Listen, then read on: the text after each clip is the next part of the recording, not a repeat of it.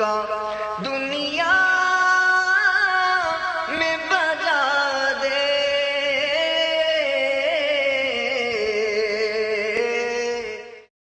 الحمدللہ رب العالمین والصلاة والسلام علی سید المرسلین، اما بعد فاعوذ باللہ من الشیطان الرجیم، بسم اللہ الرحمن الرحیم، الصلاة والسلام علیک یا رسول اللہ وعلی آلک واصحابک یا حبیب اللہ، الصلاة والسلام علیک یا نبی اللہ وعلی آلک واصحابک یا نور اللہ۔ فرمان مصطفیٰ صلی اللہ تعالی علیہ وآلہ وسلم، جس نے کتاب میں مجھ پر درود پاک لکھا تو جب تک میرا نام اس میں رہے گا فرشتے اس کے لیے استغفار یعنی بخشش کی دعا کرتے رہیں گے۔ صلو علی الحبیب صلی اللہ تعالی علی محمد۔ اللہ کی رضا پانے اور ثواب کمانے کے لیے آئیے اچھی اچھی نیتیں بڑھا لیتے ہیں حسب حال۔ اول تاخیر مدنی مذاکرے میں شریک رہتے ہوئے علم دین حاصل کروں گا۔ کپڑے یا بدن، سر یا داڑھی کے بال بلا ضرورت سہلانے، دھاگے نوچنے، انگلیوں سے کھیلنے، ادھر ادھر دیکھنے، باتیں کرنے، ٹیک لگانے، پردے میں پردہ نہ ہونے کی صورت میں گھٹنے کھڑے کر کے دوسروں کے لیے بدنگاہی کا باعث بننے، گھٹنوں میں سر رکھنے، دوسرے کو اشارے کرنے، اٹھ کر چل پڑنے وغیرہ سے بچتے ہوئے علم دین کی تعظیم کی خاطر جہاں تک ہو سکا دو زانو بیٹھ کر علم دین سمجھنے کے لیے نگاہیں نیچی کیے خوب کان لگا کر سنوں گا۔ صلو علی الحبیب وغیرہ سن کر ثواب کمانے اور صدا لگانے والے کی دلجوئی کے لیے بلند آواز سے جواب دوں گا۔ ضرورتاً سمٹ سرک کر دوسروں کے لیے جگہ کشادہ کروں گا۔ دھکا وغیرہ لگا تو صبر کروں گا۔ گھورنے، جھڑکنے، الجھنے، جھگڑنے سے بچوں گا۔ خاص خاص باتیں لکھ لوں گا۔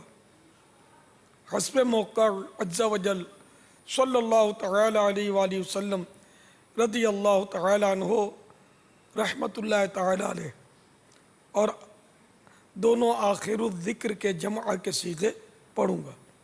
مدنی مذاکرے کے بعد خود آگے بڑھ کر سلام و مصافحہ انفرادی کوشش کروں گا، بنیت ادائے سنت بات کرتے ہوئے مسکراتا رہوں گا۔ یاد آنے پر مزید اچھی اچھی نیتیں شامل کر لوں گا۔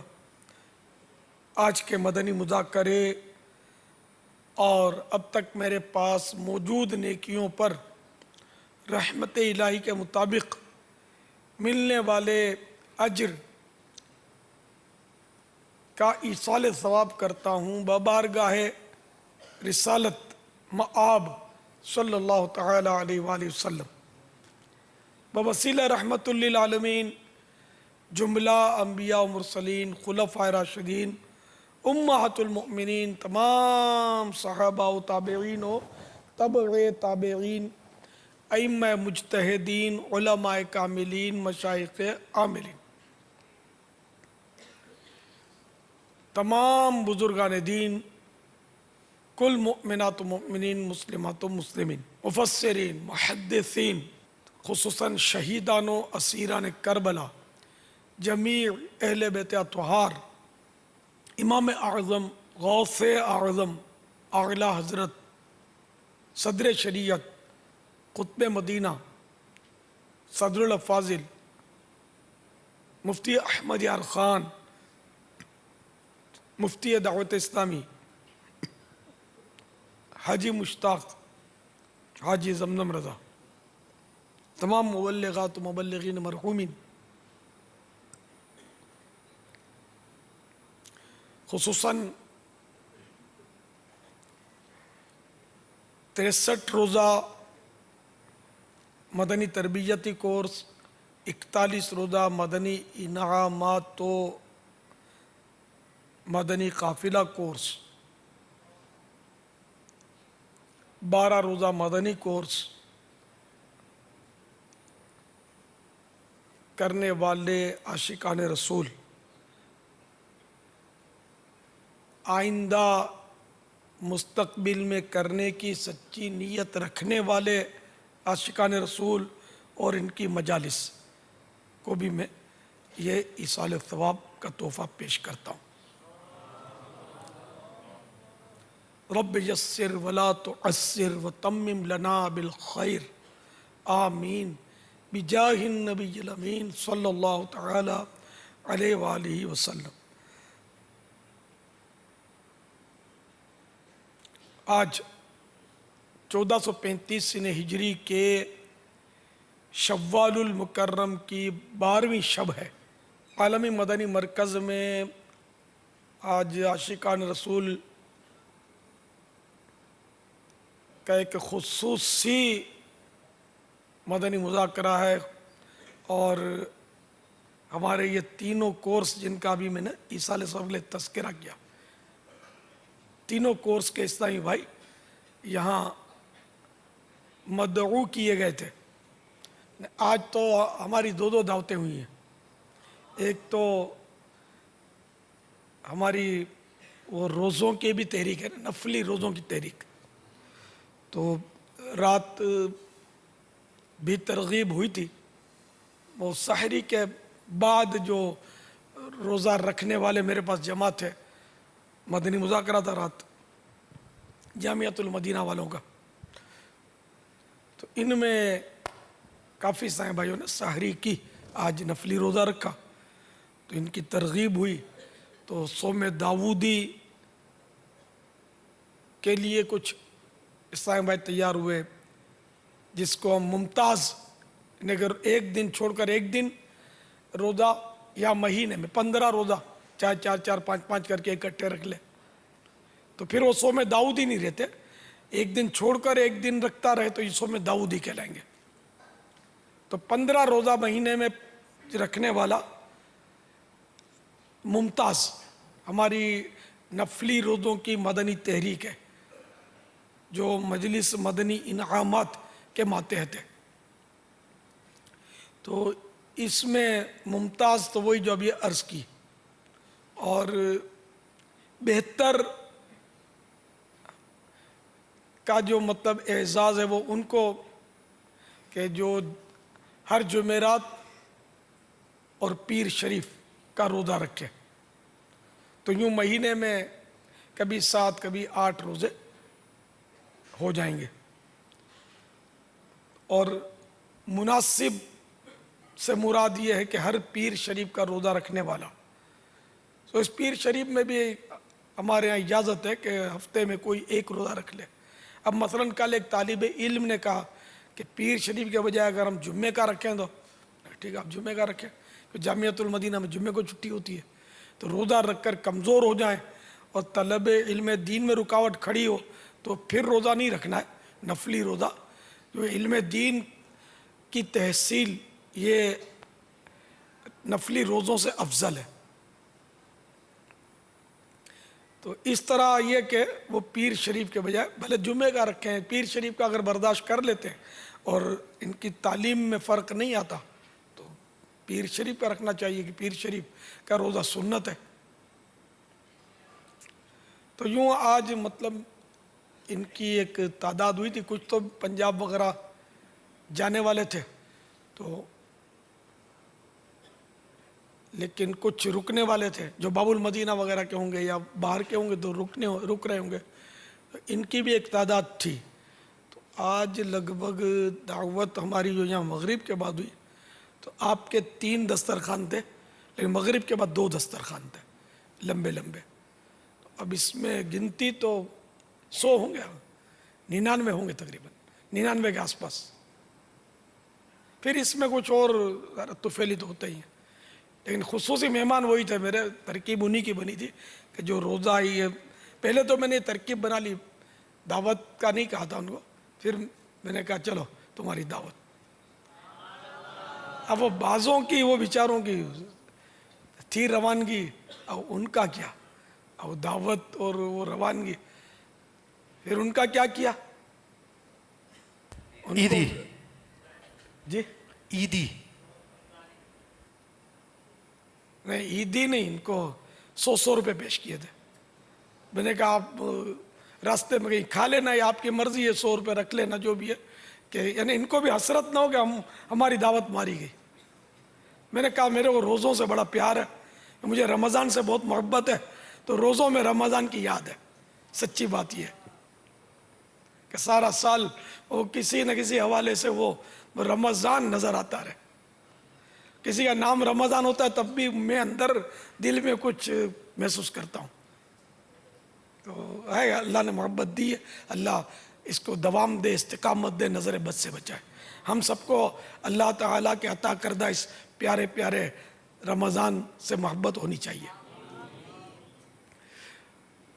تو الحمدللہ پھر یہ کہ یہ 12 روزہ قفل مدینہ، 12 روزہ مدنی کورس والوں کو بھی عرض کیا کہ 92% اگر مدنی قافلے میں ہاتھوں ہاتھ تیار ہو جائیں، اس میں تربیتی کورس 63 روزہ وغیرہ جو بھی ملا کر 92%، تو دل جوئی. تو وہ ماشاءاللہ انہوں نے 92 سے شاید زیادہ یا کم، بہرحال کچھ کام دکھایا تھا، اور کافی سائیں بھائی ہاتھوں ہاتھ مدنی قافلوں کے لیے تیار ہوئے تھے بذریعہ مدنی چینل. تو پھر ان کی دل جوئی کی صورت ابھی موجود ہے. اور برسوں کے بعد مجھے یہ سعادت ملی ہے، برسوں کے بعد، کہ میں آزادی سے دیوانوں میں گھوم پھر کر کھانا کھلایا، یا کارڈ ایک ایک کو جا کے میں نے دیے، ورنہ تصور میں نہیں ہے میرے کو. اگر یہ طبقہ نہ ہوتا نا تو میرے کو کھینچ کے گرا دیتے شاید، باپا باپا اگر کے شور شار کرتے. لیکن ماشاءاللہ یہ بولتے نہیں تھے، پاپا یہ پاس ہو گئے. فل پاس ہو گئے. سبحان اللہ. میں مزے کو مزہ آ گیا. یعنی آپ جیسے 2-4 لاکھ بھی ہو نا تو یہ اپنے گریلے وریلے سب ہٹوا دیں، ضرورت ہی کیا اللہ. پاپا یہ بنانا شروع کر دیں اپنے جیسا، ہے. بنانا شروع کر دیں. ہاں نہیں، اب تو قفل پروڈکشن، مدینہ. آپ کو پروڈکشن تو کرنا ہی ہے نا.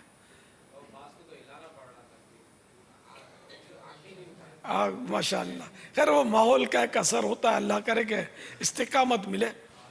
تو رقت بھی تھی، رونا دھونا بھی تھا. تو یہ میں نے برسوں کے بعد شاید ہے نا اس طرح میں نے گھوم پھر کر آزادی کے ساتھ کارڈ بانٹے. اور تھال تو میں نے کئی بار بانٹے، لیکن اس میں بھی بعض اوقات پریشان بہت کرتے. اب وہ تھال ہاتھ میں روٹ جاتے اور ہاتھ ملانے کی ترکیب، کوئی ٹانگ کھینچتا، کوئی پائچا کھینچتا میرا. نہیں، یہاں بھی 2-4 نے کچھ ترکیب کی ہے، لیکن وہ قابل برداشت تھی، ہلکی پھلکی تھی. اور نیچے نیچے ہولے ہولے کچھ کر لیتے تھے.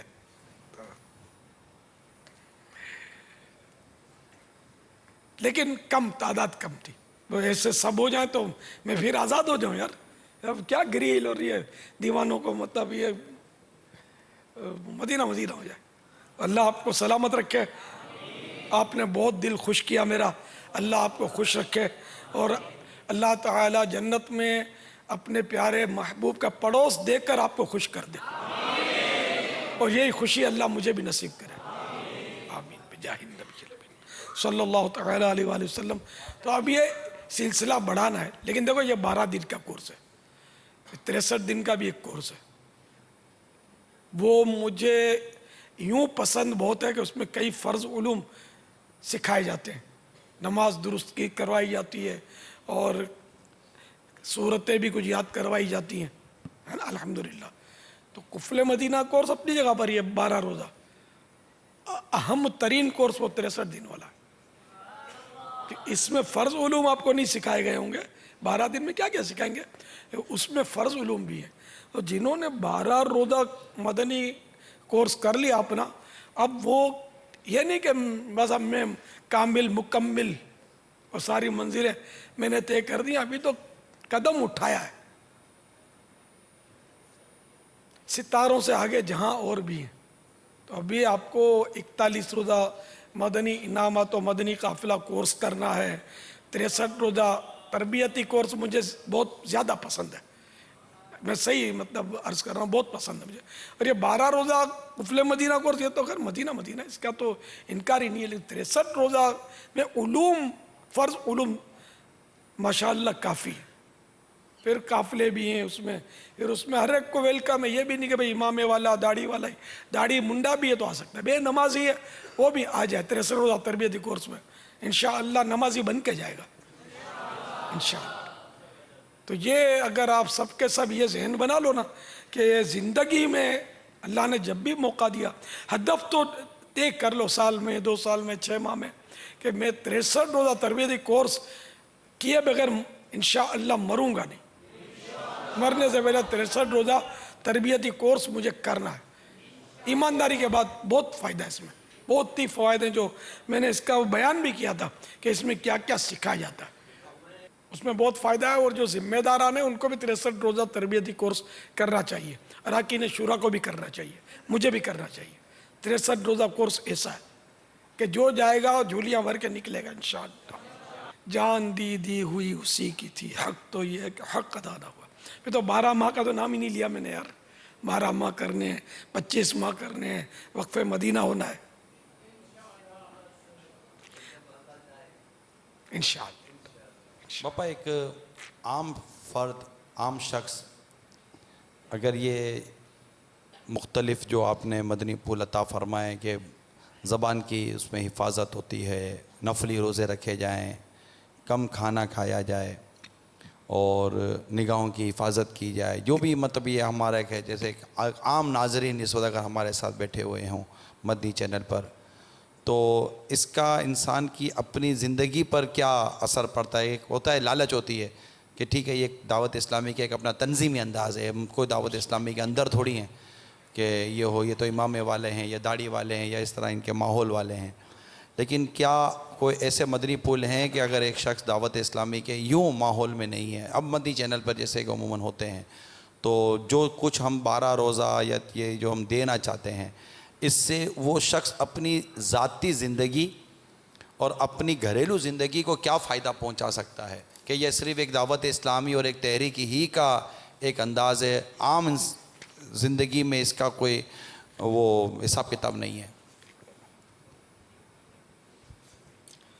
اگر خاموشی اختیار کر لی اور قفل مدینہ جیسے کہ ہمارے ہاں ذہن دیا جاتا ہے, اگر صحیح معنوں میں لگا لیا نا تو عام زندگی میں کیا اثر پڑتا ہے اس کی میں آپ کو مدنی بہار پیش کر دیتا ہوں. جو خاموش شہزادہ صفحہ 38 تا 39, تو اس پہ لکھا ہے, میٹھے میٹھے اسلامی بھائیوں, بے ضرورت بات, ہنسی مذاق اور تو تڑاق کی عادات نکال دینے سے گھر میں بھی آپ کا وقار بلند ہوگا, اور جب گھر کے افراد آپ کے سنجیدہ پن سے متاثر ہوں گے تو ان پر آپ کی نیکی کی دعوت بہت جلد اثر کرے گی, اور گھر میں مدنی ماحول نہ ہوا تو بنانے میں آسانی ہو جائے گی.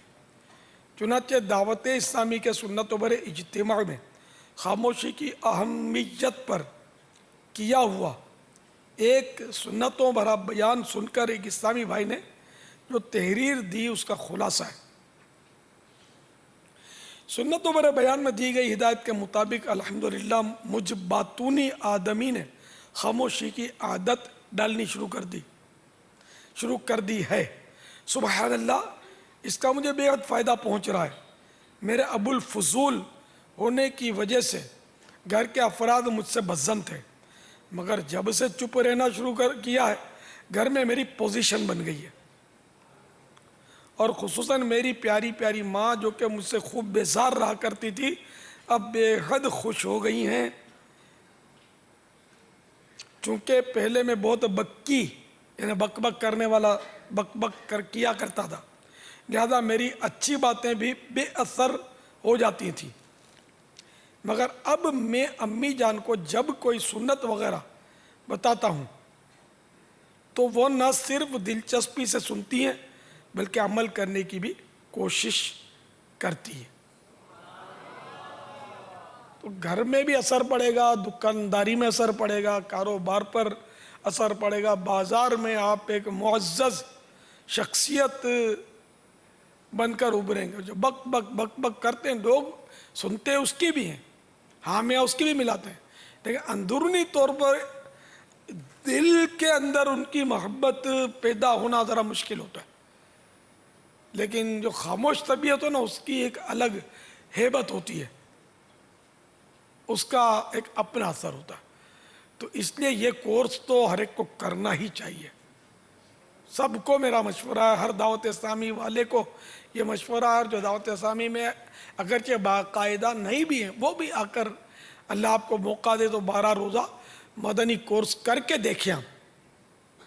جیسے میں نے کہا نا، میں نے برسوں بعد یہ یعنی کہ اتنوں میں چل پھر کر ایک ایک کو جا کے کارڈ پہنچایا، ورنہ یہ پوری تھپی میرے سے چھین لیتی ہے قوم، بھلے نا 50 سال پرانے سائیں بھائی ہوتے، مجھے دیکھ کر تو ایسے جھپٹتے ہیں اور شور کرتے ہیں، جو مدنی چینل پر بھی کچھ نہ کچھ کبھی وہ ٹیلی کاسٹ ہو ہی جاتا ہوگا۔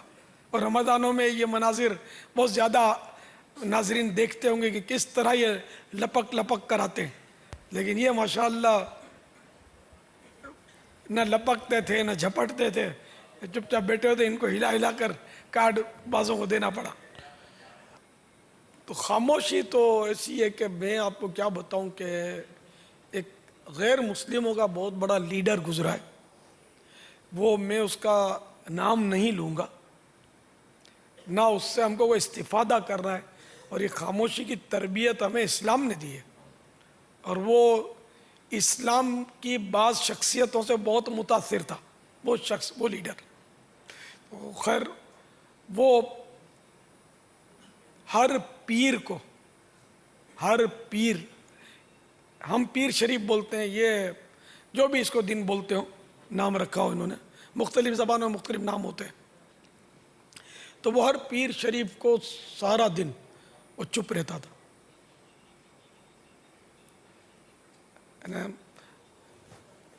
یوم چپ، یوم سکوت، تو یہ سارا دن خاموش رہتا تھا۔ یہ یعنی کہ آخر اس لیڈر نے بھی کچھ خاموشی میں لطف پایا ہوگا نا، کاش وہ مسلمان ہو جاتا۔ مسلمان ہونے کی اطلاع نہیں ہے، وہ مر چکا ہے، تو چونکہ اس کا ظاہر کافر تھا تو ہم کافر ہی کہیں گے اس کو۔ تو خاموشی یعنی کہ یہ غیر مسلم بھی گویا خاموشی کی اہمیت کو تسلیم کرتے ہیں، کہ چپ رہ کر پچھتانا بہت کم پڑا ہوگا آپ کو بھی، اور بول بول کر بارہا پچھتائے ہوں گے شاید، اور ندامت ہوئی ہوگی کہ یار یہ کام بول دیا، نہ بولتے تو اچھا تھا۔ بول کر بارہا سوری کہنا پڑتا ہے، اور نہ بول کر سوری کرنے کی نوبت کہاں آتی ہے۔ اللہ تعالی ہم کو حقیقی معنوں میں قفل مدینہ، زبان کا، آنکھ کا، پیٹ کا، بلکہ ہر عضو کا عطا فرمائے، آمین۔ واللہ تعالی اعلم ورسولہ اعلم، عز و جل و صلی اللہ تعالی علیہ وآلہ وسلم۔ غالباً آپ مجھ سے پہلے اس کے جو منفی اثرات پر کلام فرما رہے تھے، کہ انہوں نے جو کچھ یہ قفل مدینہ 12 دن میں ترکیب بنائی ہے، تو ان کی آفات، آفات تو ہر ایک کے ساتھ جڑی ہوتی ہے، جیسے علم کی آفت تکبر ہے، تکبر آ جاتا ہے بعض اوقات، دوسروں کو جاہل سمجھتا تو مرا خود، اور پھر تکبر ہے، وہ علم کو کھا جاتا ہے۔ تو اس طرح اس میں بھی آفات تو ہوتی ہیں،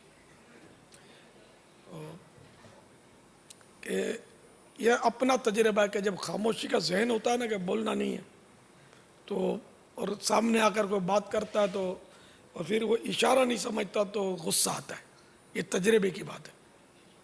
اب غصہ اس پر نافذ کیا تو پھر مرے، پھنسے، ظاہر کہ اس کو ایذا ہونی ہے، پورا امکان ہے کہ اس کو ایذا پہنچے، تو اس لیے اب وہ نہیں سمجھتا تو اب زبان سے بولے، اور لکھ کر بھی بعض اوقات ہر ایک نہیں سمجھتے، اور لکھ کر تفصیلی بات سمجھانی مشکل ہوتی ہے، اتنا لکھنے میں دیر لگتی ہے، تو اس لیے وہ کہ غصہ بھلے آئے، دبانا ضروری ہے، نافذ نہیں کرنا ہے، سمجھتے نہیں ہو نہیں، بلکہ جو بات سمجھا نہیں. اب امی ہیں ابو ہیں, اب وہ عام طور پہ ظاہر ہے کہ نوجوانوں کے امی ابو تو بوڑھے ہی ہوتے ہیں, ادھیڑ ہوتے ہیں, بوڑھے ہوتے ہیں, مدنی ماحول سے وابستہ نہیں ہوتے, قفل مدینہ بھی ان کو نہیں پتہ ہوتا عام طور پر جو. تو اب ان سے تو ذرا اب اشارے کرو گے تو بیچارے پریشانی ہوں گے, یا لکھ کر بھی پڑھے ہوئے بھی سب نہیں ہوتے, اور لکھ کر بھی بولو گے تو غصہ کر رہے, ہو سکتا ہے غصہ کریں کہ کیا گنگا ہو گیا ہے تیرے کو, اس لیے ہم نے اعتکاف میں بھیجا تھا کہ زبان وہاں چھوڑ کے آ جانا, اللہ نے زبان کا کے لیے دی ہے تو بول. تو گھر میں ماحول خراب نہیں ہونا چاہیے, ان کا وہ پریشان ہو, آپ کو پریشانی بڑھے, پھر اللہ نہ کرے کوئی نافرمانی کی صورت پیدا ہو جائے. تو قفل مدینہ ایک تو بولنا کم ہے, وہ تو ہے. اب جہاں ضرورت کی بات بولنی ہے تو اگر ایسا موقع ہے کہ انڈرسٹینڈنگ ہے تو لکھ کر بات کر لی, اشارے سے بات کر لی, اور نہیں ہے تو پھر ضرورت کی بات زبان سے کر لی, کم الفاظ میں کر لی. موقع کی مناسبت سے ہی یہ قفل مدینہ کی ترکیب بنے گی, کیونکہ اب آپ جائیں گے کاروبار میں, بازار میں, دکانداری میں, تو ضرورت تو پڑے گی نا بولنے کی. وہاں گاہک تو سیٹ نہیں ہوگا آپ کے اشاروں سے. بعض چیزوں کے ریٹ فکس ہوتے ہیں, لکھے ہوتے ہیں, پھر بھی وہ آ کر بارگیننگ کرتا ہے, بحث کرتا ہے کہ کم کر دو. بولنا تو پڑے گا نا. آپ غصے میں یوں کرو گے تو پھر بولو گے یار میں نے قفل مدینہ تو لگایا, میرا کاروبار ٹوٹ گیا. اپنا تو کاروبار دیکھے گا, لیکن اگر یہ کہیں ملازمت کر رہا ہے اور سیٹ نے رکھا ہے اس کو سیلز مین ہے, جی ہاں, اب یہ گاہک سے ڈیل کر رہا ہے اشارے سے, اب تو پھر سیٹ یہ تو نہیں بولے گا, مگر جب سیٹ بولے گا تو فائنل بولے گا. سیٹ پھر بولے گا کہ ٹھیک ہے اب تو فائنل بولے گا. جا. پھر یہ کہ کسی کو اشارے سے سمجھایا, اب وہ بار بار کہہ رہا ہے بولو نا بھائی, اب وہ اشارہ کر رہا ہے بھائی بولو نا, نہیں سمجھ رہا ہوں بولو نا. اب وہ پہلا جملہ شاید یہ بول دے گا یار آپ تو بدھو ہو یار, غصے میں نکل جائے گا آپ قفل تو مدینہ بدھو ہو. والے کے. تو اب یہ بولا بھی تو پہلے بدھو بولا, تو وہ بولے گا ٹھیک ہے اب میں بدھو تو نہ میں تیری زبان سمجھتا نہ تیرا اشارہ سمجھتا ہوں. تو بہت پیارا ایک انداز ہے کہ معتدل مزاج, اعتدال والا مزاج بن جائے. لیکن بابا یہ ہے کہ اس انداز کو جب ہم اختیار کرتے ہیں نا تو دیکھا جائے کہ جب زبان ہماری بھی جب کھل جاتی ہے نا, پھر اس کو قابو کرنا دوبارہ ہمارے لیے یہ ایسی ایک عجیب یہ شے ہے زبان کہ یہ بعض اوقات تعاون بہت کرتی ہے. چپ رہتی ہے تو نہیں بولتی, نہیں بولنا, لیکن جب اس کی ایک بار یہ لگام کھل جاتی ہے نا, تالا کھل جاتا ہے, تو پھر اس کا تالا لگانا دوبارہ بڑا مشکل کام ہے, پھر یہ تالا لگتا نہیں ہے. اب جن کی پبلک ڈیلنگ ہوتی ہے نا, عوام کے ساتھ روابط, تو ان کے لیے بہت مشکل ہوتا ہے یہ چپ رہنا. یا یہ اپنا موبائل فون, اینٹی قفل مدینہ, موبائل فون والا بچ نہیں سکتا. ہے تھوڑی آزمائش تو ہے, کافی آزمائش ہے کہ اس میں باہر جب نکلیں گے تب پتہ چلے گا کہ 12 دن میں کیا سیکھا تھا. گھر جائیں گے تو پتہ چلے گا, نوکری پہ جائیں گے تو معلوم ہوگا. لیکن یہ کہ آپ کو بس وہ پھونک کے قدم اٹھانا ہے, دل آزاری بھی نہیں ہونے دینی, خشک بھی نہیں ہو جانا کہ لوگ بولیں گے نہیں فیضان مدنی نہیں جاؤ تو اس کو پتہ نہیں کیا کر دیا ان لوگوں نے. چپ پڑا ہوتا ہے, مسکراتا بھی نہیں ہے, اور گھور کے دیکھتا ہے, بولتا نہیں ہے. ایسے نہیں بن جانا. اب چپ رہنا ہے تو مسکراہٹ بڑھانی پڑے گی. کیسے بننا ہے, مسکراہٹ بڑھانی ضروری ہے. کیسے بننا ہے؟ آپ کو سامنے کیا نظر آ رہا ہے؟ آئیے دیکھیے, مسکراتا چہرہ. مسکراہٹ تو بڑھانی پڑے. میں جب میرے کو جوش آتا ہے نا تو میرے کئی دن تک بولنا بند رہا ہے میرا. ایک بار تو شاید میں مدینہ شریف سے آیا تھا تو ایسا یاد پڑا میں 15 دن تک بولا نہیں تھا. بات بس ٹائٹ قفل مدینہ, السلام علیکم تو وعلیکم السلام, مدینہ, انشاءاللہ, ماشاءاللہ, ان الفاظ کے علاوہ کوئی گفتگو مجھے یاد نہیں کہ میں نے ان دنوں کی ہو. اس کے علاوہ چند روز کا خاموش رہنا وہ تو کئی بار ثابت ہے. مجھ سے اچھا تو اب کیا میری جب پبلک ڈیلنگ نہیں ہوتی، ملک سے باہر ہوتا ہوں، تو میرے پاس ایک عیسائی بھائی ہوتے ہیں، تو ہماری ترکیب بن جاتی ہے. ٹیلی فون موبائل تو ہے نہیں میرے پاس، موبائل سے دوستی کی ہی نہیں ہے، میں نے سیکھا ہی نہیں ہے موبائل فون چلانا، اور روئے زمین پر کسی کا بھی ٹیلی فون نمبر مجھے یاد ہی نہیں ہے.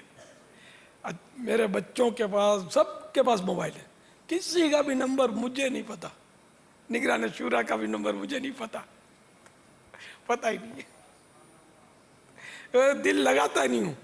حالانکہ یہ موبائل فون ملانا سیکھنا کوئی مشکل تھوڑی یار، بچے چلا لیتے ہیں، سیکھ جاؤں. ابھی کسی کو پوچھوں گا کون سا بٹن دباؤں تو یہ پھر یہ نمبر کی تو گنتی تھوڑی بہت آتی ہے میرے کو، تو یوں کر کے میں، اگر میں سیکھتا نہیں، میں نے کہا یار اپنے یہی صحیح ہے یار. جس دن اس سے دل لگائے نا موبائل فون سے، تو پھر وہ مشکل میں پڑ جائیں گے. تو اب آپ کے پاس موبائل فون ہے نہیں ہے یہ آپ کو پتا ہے، تو کتنا استعمال کرنا ہے کتنا نہیں کرنا یہ آپ کو سمجھا گیا ہوگا. لیکن اگر یہ ہے تو یہ یوں کروں گا نا، شام کو سنوں گا نا، اس ٹائم پہ سنوں گا نا، بند رکھوں گا، یہ 2-4 دن آپ سے یہ ہو سکے گا. اس میں استقامت کا چانس بہت مشکل ہے. موبائل اینٹی قفل مدینہ، موبائل سے جان چھڑانے میں کوئی کامیاب ہو جائے نا، تو اس دور میں سمجھو کہ یہ بہت بڑا اس کے لیے اعزاز ہے. کوئی یوں ہو کہ اس کے موبائل نہیں ہے، میرے شاید ہی کوئی ہوگا جس کے موبائل نہیں ہوگا. ان حاملان قفل مدینہ کے پاس ہے کوئی ایسا میرا دوست؟ موبائل ہی ابھی نہیں ہے نا. یعنی ایک تو یہ کہ موبائل سے اس لیے جان چھڑائی کہ اس کے سائیڈ ایفیکٹ ہیں، ایک یہ کہ پاس میں آہ پلے زر نہیں، نہ ہونے کا سبب یہ مین ویلڈ ہے. میرے پاس زر کا مسئلہ نہیں ہے الحمدللہ، میرے پاس اس لیے موبائل نہیں ہے، ایسا نہیں کہ میرے پاس پیسے نہیں ہے، تو نہیں ہے. اب کیوں نہیں ہے؟ اس کی وجہ دنیا داری نہیں، اس کی وجہ دین داری ہے کہ یہ میرے دینداری میں یہ موبائل کہیں رکاوٹ بن جائے گا. میں اس کو چیک کرتا رہوں گا، اس کے میسج پڑھتا رہوں گا، تو جو اس سے زیادہ کام بڑے کام ہیں وہ میرے رک جائیں گے. تحریری کام، دوسرے تیسرے کئی کام ہوتے آدمی کے، اتنی بڑی تحریک ہے، تو میرا کام چل جاتا. دوسرے صاحب جو میرے ساتھ ہوتے ہیں ان کے پاس تو ہوتے ہیں نا موبائل، تو ضرورت ہوتی تو کیا ضرورت، خاص کر کبھی تعزیت کرنی ہوتی، کبھی عیادت کرنی ہوتی ہے، تو اس طرح کبھی کبھار گھر میں بھی میں روز تھوڑی فون، کبھی کبھار کوئی اکا دکا کوئی 4-8-15 دن میں کبھی بات کر لی. تو اس طرح مجھے کم ضرورت پڑتی ہے موبائل کی. پیغامات آتے رہتے ہیں تو یہ مجھے کبھی اکثر لکھ کر دے دیتے ہیں، پڑھ لیتا ہوں، کبھی اس میں پڑھ لیتا ہوں، دکھا دیتے ہیں. میرے کو چیک کرنا نکالنا یہ کچھ نہیں آتا موبائل فون میں سے کہ میسج کس طرح نکالتے ہیں، وہ سیکھا نہیں ہے. سیکھنے میں کیا ہے، کوئی زیادہ مشکل تھوڑی، کوئی کورس تھوڑی کرنا پڑے گا اس کے لیے 12 روزہ. ایک ایسے دور میں جہاں موبائل سرہانے نہ ہو، تکیہ نہ ہو تو نیند آ جائے، موبائل نہ ہو تکیے کے بعد تو نیند نہ آئے، ایسے ٹائم میں اپنے موبائل سے یوں ہاتھ کھینچ لینا، یہ وہ چند ہاتھ اٹھ رہے ہیں کہ جو دین کی وجہ سے انہوں نے موبائل فون نہیں رکھے. ماشاءاللہ ماشاءاللہ ماشاءاللہ، مرحبا مرحبا. تو ایک تو موبائل سے جان چھوڑانی ہے اگر قفل مدینہ آپ کو بڑھانا ہے تو. لیکن جن کے پاس موبائل ہیں ان کو بھی، ان کے بارے میں بھی کوئی بری رائے قائم نہیں کرنی ہے آپ نے، تو پھر وہی سائیڈ ایفیکٹ اس کا آفات میں پڑ جائیں گے. اب جیسے علماء ہیں، مفتیان کرام ہیں، جن کو شرعی مسائل بتانے کے لیے رکھا ہے جنہوں نے، یا ہمارے دعوت اسلامی کے جو ذمہ داران ہیں انہوں نے اس لیے رکھا ہے کہ اس طرح بھائیوں کے مسائل جو آتے ہیں اس میں اچھے مشورے، مسائل کا حل یا وہ نیکی کی دعوت کے لیے استعمال کر لیں، تو ان کا رکھنا اگر اس نیت سے تو کار ثواب ہے. کوئی صلہ رحمی کے لیے رکھتا ہے کہ میں اس میں اپنی امی کی طبیعت پوچھ لوں گا، بچوں کی طبیعت پوچھ لوں گا، یا ان سے بات کر لوں گا، ان سے ضرورت پڑتی ہے، تو یہ اگر صلہ رحمی کی نیت سے رکھے گا تب بھی کار ثواب ہے. ٹھیک ہے نا، وہ جیسی نیت. مگر اب اس کا اگر فالتو استعمال بھی ساتھ میں کرے گا تو یہ فالتو ہوگا. اور ہر فالتو استعمال گناہ تو نہیں ہوتا، गुनाह भरे इस्तेमाल भी हैं इसके, जो शायद आप में से अक्सर समझते होंगे गुनाह भरे इस्तेमाल क्या है। तो जायज़ इस्तेमाल करें, लेकिन मुबाह इस्तेमाल जो है ना, इससे बचेंगे तो आप ये फजूल बातों से और बच जाएंगे, वरना मुश्किल है। कुफले मदीना रहेगा नहीं, फ़ोन पे बात करते रहेंगे तो बहुत मुश्किल हो जाएगा। तो SMS से जहाँ तक गुजारा हो जाए तो ये भी मुमकिन है, ये भी एंटी कुफले मदीना, ये अंदाज इधर सही है। हाँ, कि वो इधर से आपने मुझे पैगाम दिया बोलकर, इधर से मैंने बोलकर जवाब दिया। तो अब अगर ये कोई दीनी सवाल जवाब है तो कार्य सवाब है, अच्छी नीयत हो तो। अगर इधर उधर की बातें, हवाए क्या कर रहे हो, कब मिलोगे, वो याद है ना, वहाँ चलना था, अब वो सारी दुनियादारी हो जबकि, तो ज़ाहिर है कार्य सवाब नहीं है, या मुबाह है या फजूल है या गुनाह वाला भी प्रोग्राम तो बनता होगा इसके ज़रिए, बहुत बहुत कुछ होता होगा।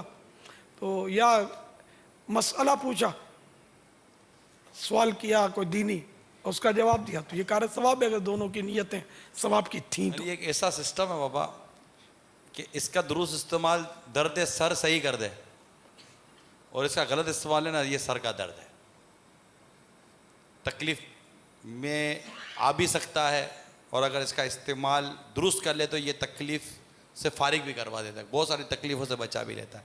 मसला बस इस्तेमाल पर ही है। और बुनियादी बात ये मेरे बेटे इस्लामी भाइयों कि इस वक्त अमीर सुन्नत कोर्स, हम जो कोर्स किए हुए इस्लामी भाई हैं, जो हमने सीखा है, लेकिन जो इस वक्त जो दर्स दिया जा रहा है ना, ये यूँ समझिए कि एक हुस्न अखलाक, और इसको इंग्लिश में कहते हैं पब्लिक मैनर्स, अवामी डीलिंग, लोगों के साथ मेल जोल, फिर उसमें भाई बहन, घर वाले, माँ बाप, कारोबार, रिश्तेदार, यानी ये एक बहुत बड़ा सब्जेक्ट है ये। और हम जो सीख कर आए ना, ये उस पूरे मजमून का एक बाब है, और ये पूरी एक किताब है कि ये सीखा तो अब इसके साथ ये सीखा तो अभी साथ दिया। उमूमन डॉक्टरों को देखा गया है कि डॉक्टर जब दवाई देते हैं ना, गले की दर्द 2-4 गोलियां दे देते हैं, तो उन गोलियों के साथ बाज़ों का दवाई जो गोली होती है ना, टेबलेट, वो एक होती है दर्द की, मगर हम जब पैकेट खोलते हैं तो उसमें 4 टेबलेट निकले होते हैं, तो बाकी जो 3 टेबलेट होते हैं ना, वो उस एक दवाई के साइड इफ़ेक्ट से बचाए जाते हैं। तो हम जो कुछ सीख कर आते हैं, तो आज के अल्लाह की रहमत से मदनी मुज़ाकरे में हमें इनके पेश आमदा जो साइड इफ़ेक्ट्स हो सकते हैं, जो कि हमारे अंदाज की वजह से हो सकते हैं, फ़ी नफ्सी ही इस अमल में तो मदीना अल्लाह में नसीब फरमाए, लेकिन समझने में गलती, इसको अपनाने में गलती, और इसको आगे पहुंचाने में गलती, इसके इस्तेमाल में गलती, ये किसी को भी इससे दूर भी कर सकती है। तो हमारा अंदाज़ कैसा होना चाहिए, और इससे सामने वाले को रग़बत हो, प्यार हो, मोहब्बत हो, और वो हमें मिलकर उसको लगे कि यार आप ऐसा क्या कर आए हो कि आपके अंदर कशिश बढ़ गई है, मैं भी करना चाहता हूँ। तो हमें इस तरह के मदनी फूल दिए जा रहे हैं, और अल्लाह ताला हमें इनको अपनाने की तौफीक अता फरमाए। इसमें माशाल्लाह मुस्कुराहट जो अमीर सुन्नत फरमाए ना, हस्बे मौका बोलना है, नहीं बोलना, कितना बोलना है, किससे बोलना है, ये बात, तो फिर वो मुस्कुराहट का जो अंदाज़ अता फरमाया, तो इसको अपनाने से इंशाअल्लाह ताला उम्मीद है कि हमारे इन कोर्सेज़ को तक़वियत मिलेगी इंशाअल्लाह। सल्लू अलल हबीब।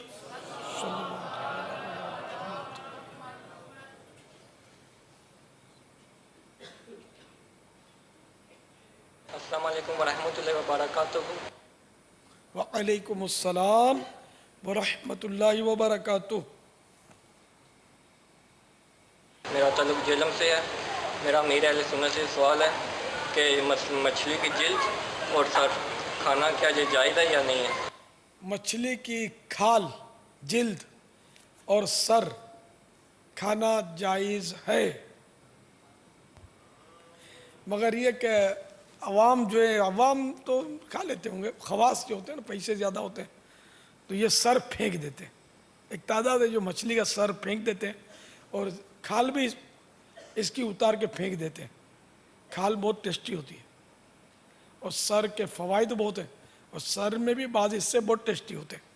خصوصاً سر جو کھاتے ہیں وہ بھی دیکھا بعض کے آنکھ نکال کے پھینک دیتے ہیں، حالانکہ آنکھ کے ارد گرد چربی ہوتی ہے. اگر مچھلی بڑی ہو نا خاص کر اس کے ارد گرد چربی ہوتی ہے اور بہت ٹیسٹی ہوتی ہے. اور یہ وہ چربی نہیں ہوتی کہ جس سے کولیسٹرول وغیرہ ہو جائے، بہت اچھی اور لذیذ چربی ہوتی ہے. تو یہ نہیں، لوگوں کو کھانا نہیں آتا اتنا مچھلی یا سر. اس کا خاص طبقہ ہوتا ہے وہ مچھلی کا سر کھاتے ہیں. بنگالی بہت کھاتے ہیں. یہ بنگالی یہاں ہے، یہ شاید تصدیق کریں گے بنگلہ دیش کے سہیں بھائی کہ یہ لوگ سر کھاتے ہیں. پاپا ہم سفر میں بھی شوق سے کھاتا ہوں سر، میرے بنگالی کھاتے ہیں، میں بھی کھاتا ہوں. پاپا ہم ایک سفر میں تھے، وہاں ہند کے ہمارے ساتھ اسلام بھائی تھے. ترکی کا ہمارا جو سفر تھا، اس میں وہ کھانے پینے کے اتنے زیادہ وہ تو مچھلی پر کافی موقع پر ہم نے گزارا کرنے کی کوشش کی بھی. وہ لیکن اس اسلام بھائی کو پاپا جو سر کھاتے میں نے دیکھا نا آپ نے پاپا، وہ آپ بھی دیکھو تو آپ کو مطلب اس کا دیکھنے میں مزہ آئے گا. وہ ہند کے تھے لیکن یہ مطلب یہ کھاتے تھے سر یوں، مطلب یہ تو شوق تھا ان کو کہ دوسروں کو بچے ہوئے سر بھی خود لے لے ہوئے، اور بڑے مطلب کہ ستھرے اور صاف انداز میں سر کھا لیتے تھے. پریکٹس ہوگی نا. بہت زبردست. ہند کے بعض حصوں میں سر کافی کھایا جاتا ہے مچھلی کا. بنگلہ دیش میں بھی کافی کھایا جاتا ہے. بنگالی بہت کھاتے ہیں سر. یہ کھاتے ہیں اس لیے سر، جہاں یہ لوگ ہوتے ہیں نا وہاں سر مہنگا ملتا ہے. بنگالی ہوتے ہیں جہاں. یہ بھی اللہ کی نعمت ہے، کھانی چاہیے. اس کے بہت فوائد ہیں. میں پہلے فوائد اس کے بیان کر بھی چکا ہوں، سر کے فوائد، بلکہ وہ اس میں لکھے بھی ہیں مچھلی کے عجائبات میں سر کھانے کے فوائد. اور اس کی کھال بھی بہت لذیذ ہوتی ہے. عام طور پہ مچھلی کی کھال بہت لذیذ ہوتی ہے. کبھی کسی کی زیادہ سخت ہو تو وہ الگ بات ہے، لیکن اوپر جو اس کے وہ پھسلن بنی ہوتی ہے نا، وہ سننے بولتے ہیں اس کو، سننا. اب مختلف زبانوں میں مختلف نام ہوں گے اس کے. ہم میمنی میں اس کو بھینگڑا بولتے ہیں. بھینگڑا، اردو میں سننا. تو یہ نہیں کھایا جاتا، لیکن بعضوں کا یہ بھی کھایا جاتا ہے. بہت چھوٹی مچھلی کے تو یہ اترتے بھی نہیں، یہ کھا لیے جاتے. واللہ تعالی اعلم ورسولہ اعلم عز وجل وصلی اللہ تعالی علیہ وآلہ وسلم. صلو علی الحبیب صلی اللہ تعالی علی محمد. السلام علیکم پیارے پاپا جان. وعلیکم السلام ورحمۃ اللہ وبرکاتہ. میرا نام محمد آصف، میں پنجاب سے جامپور شہر سے حاضر ہوا ہوں. میرا پاپا جان سے یہ سوال ہے، بعض مارکیٹوں میں گاہک کو بلانے کا رواج ہوتا ہے. اب اگر نگاہیں جھکا کر رکھیں گے تو گاہک کو بلا نہیں پائیں گے، کیا کریں؟ پاپا جان کوئی مدنی پھول عطا فرمائیں. وہ گاہک کو بلائیں گے کیسے اگر آنکھیں نیچے رکھیں گے تو ان کا بیچاروں کا کام شاید اسی طرح کا ہوگا. آواز دے دے کر گاہکوں کو اٹریکٹ کرنا پڑتا ہوگا نا، متوجہ کرنا پڑتا ہوگا. تو اس میں ایک، اب ویسے بھی بازار میں تو آنکھیں گھمانا چاروں طرف یہ تو رسکی ہے. وہ تو بے پردہ عورتوں سے بازار تو بھرے پڑے ہوتے ہیں، اس میں تو بچنا بہت دشوار ہے. میں نے تو ایک ہی بازار دیکھا دنیا میں یار جس میں بے پردہ عورت، ایک بازار دیکھا. ایک بار ہم بائی روڈ مدینے جا رہے تھے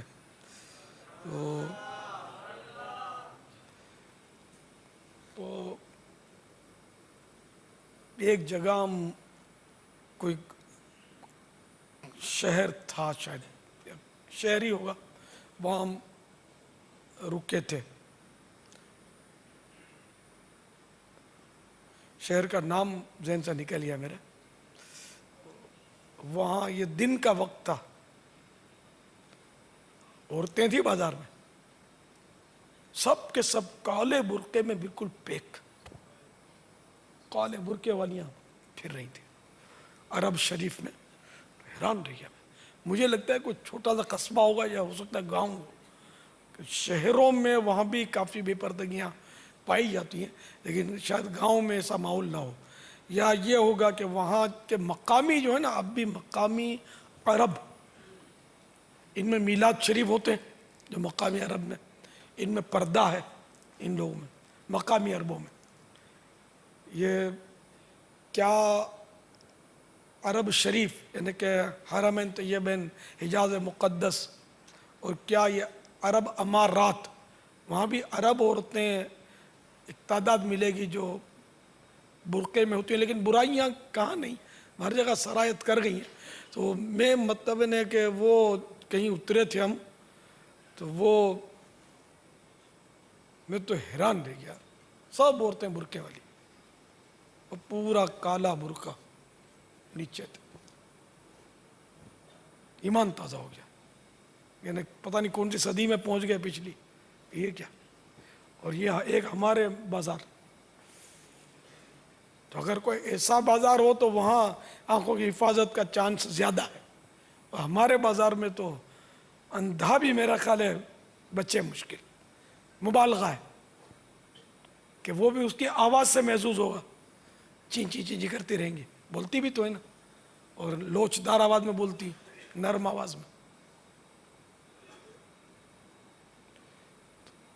اب اس کا تو جواب بہت مشکل ہے اس اسلامی بھائی کا کہ بلائیں کیسے، اگر نگاہ نیچے رکھیں گے تو عورتوں کو بلانا پڑے گا، یہ بھی تو ایک مسئلہ ہے، مرد عورت سبھی کو بلانا پڑے گا، آ جاؤ لے جاؤ، اور اس کا دام بتاتے ہیں، جو پھیریے اور اس طرح کے جو ٹھیا لگاتے ہیں وہ تو بیچارے وہ چیختے رہتے ہیں۔ مارکیٹ ٹرینڈ ہے پاپا، ہاں۔ لیکن یہ ایک چلا ہے شروع سے، جس یوں سمجھے کہ دیکھا دیکھی، اگر کوئی شخص خاموش رہ کر کاروبار وہاں کر کے دیکھے، ہو سکتا ہے کہ اس کو نقصان نہ ہو، نقصان کیوں ہوگا؟ تو پھر کیوں خالی وہ ایک توکل مارکیٹ میں کرے، اگر اپنی چیزیں سجا کر رکھے، بلائے نہیں۔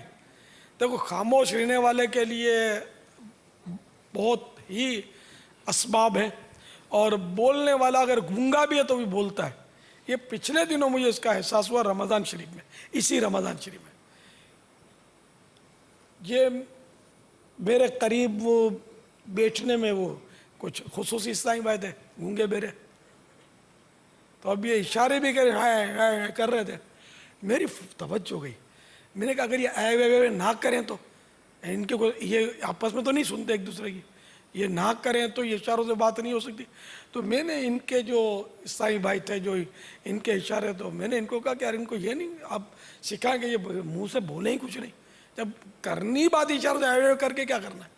تو اس نے پتا نہیں کیا اشارہ کر دیا۔ یہ اتنے سمجھدار ہوتے ہیں یہ گونگے بیرے، آپ کو تو 12 دن میں بڑی مشکل سے انہوں نے قابو کیا ہے، پھر بھی 2-3 تو بولے ہاں میرے کو، دم کر دو، حالانکہ دم کا قفل مدینہ تو میں یہاں سکھاتا رہتا ہوں، اپنی ہتھیلی کو پھونک مارو تو میں دم کر دوں گا، 12 آپ نے سنا ہو، لیکن بولنے کی عادت ہوتی ہے نا، تو یوں مگر مجموعی طور پر تو الحمدللہ خاموشی ہی تھی۔ تو یہ اللہ کے بندے، جب اس نے کیا اشارہ کیا ان کے استاد نے کہ یہ سب چپ ہو گئے، آخر تک ان کی آواز نہیں نکلی۔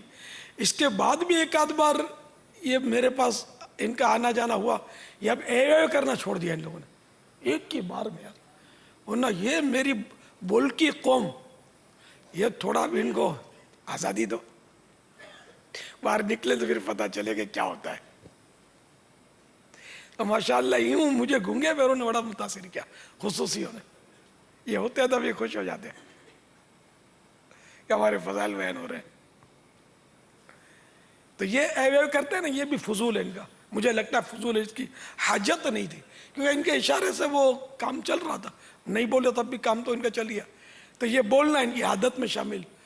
تو شاید یہ بیچنے والوں کی بھی ضرورت اتنی نہیں پڑتی ہوگی، یہ بیچارے بس چیختے رہتے ہیں۔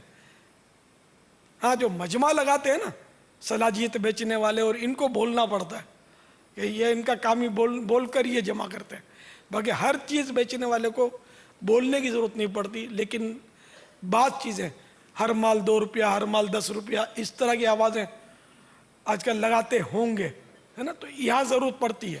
لیکن اس میں بھی اگر 2-3 جگہ اپنے ٹھیے پر بڑا بڑا نمایاں لکھ کے لگا لے اور اشتہار لگا لے،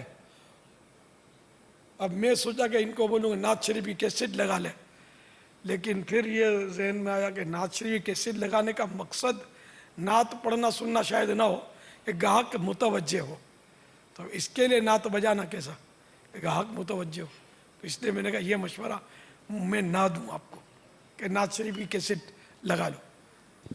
تو لکھ کر لگا لیں گے تب بھی شاید کام چل جائے گا، اور اپنے مقدر کی روزی کہیں نہیں جاتی.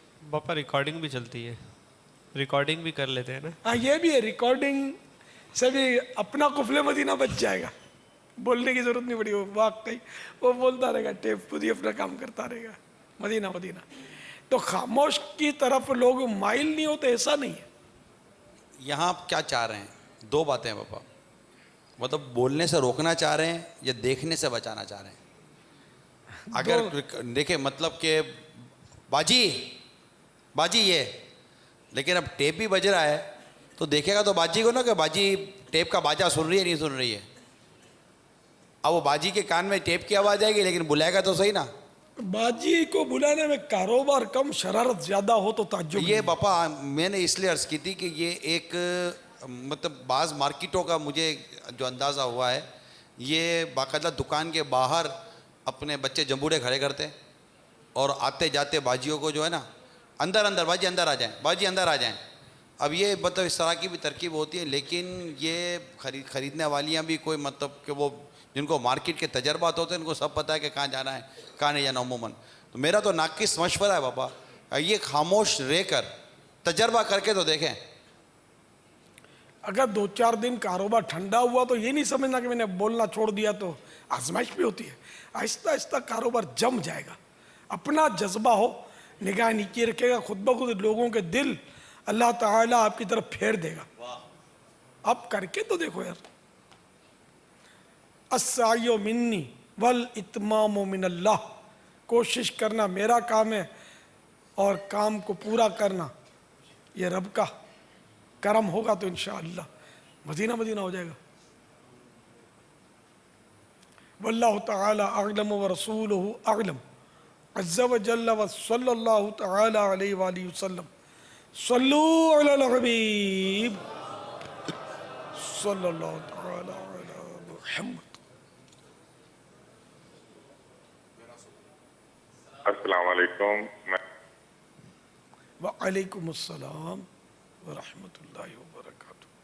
میں بات کر رہا ہوں کوئٹہ سے. پاپا جان سے میرا سوال یہ ہے کہ میں نے بحالت مجبوری، بہت زیادہ مجبوری کی حالت میں کسی سے قرض لیا جو بعد میں ادا نہ کر سکا، اور میں نے اس کو کہا کہ یار میں آپ کو اس کا منافع دیتا رہوں گا، اور جس کی وجہ سے جو ہے مجھے بہت زیادہ تکلیفوں اور پریشانیاں اٹھانی پڑی. اب میں اللہ تعالیٰ سے مطلب اس سود کے لیے توبہ مانگنا چاہتا ہوں، اور اس کے لیے میں آپ سے پوچھنا چاہوں گا کہ کون سی ایسی تدبیر ہیں یا دعائیں ہیں جو اللہ تعالیٰ کی بارگاہ میں قبول ہو جائیں اور اللہ تعالیٰ مجھے اس مصیبت سے میری نجات دلا دے، اور مطلب میں اپنی جو معاملات زندگی ہیں اس کو دوبارہ پہلے کی طرح مطلب گزار سکوں. اللہ تعالیٰ آپ کو قرضے سے آزاد فرمائے، سود کی نحوست سے بچائے. آپ سچی توبہ کر لیجئے. التائب من الذنب کمن لا ذنب لہ. توبہ کرنے والا ایسا ہے گویا گناہ کیا ہی نہیں، اور آئندہ پکا عزم ہو کہ وہ سود نہ دینا ہے نہ لینا ہے. قرض اتارنے کا وظیفہ یہ اس کی ہیڈنگ ہے. اللہم اکفنی بحلالک عن حرامک واغننی بفضلک عمن سواک. یہ جب تک قرضہ نہ اتر جائے نا، تا حصول مراد ہر نماز کے بعد 11 بار اور صبح و شام 100 بار روزانہ اول و آخر ایک بار درود شریف پڑھیے. مروی ہوا کہ ایک مکاتب اس غلام کو کہتے ہیں جس نے اپنے آقا سے مال کی ادائیگی کے بدلے آزادی کا معاہدہ کیا ہوا ہو.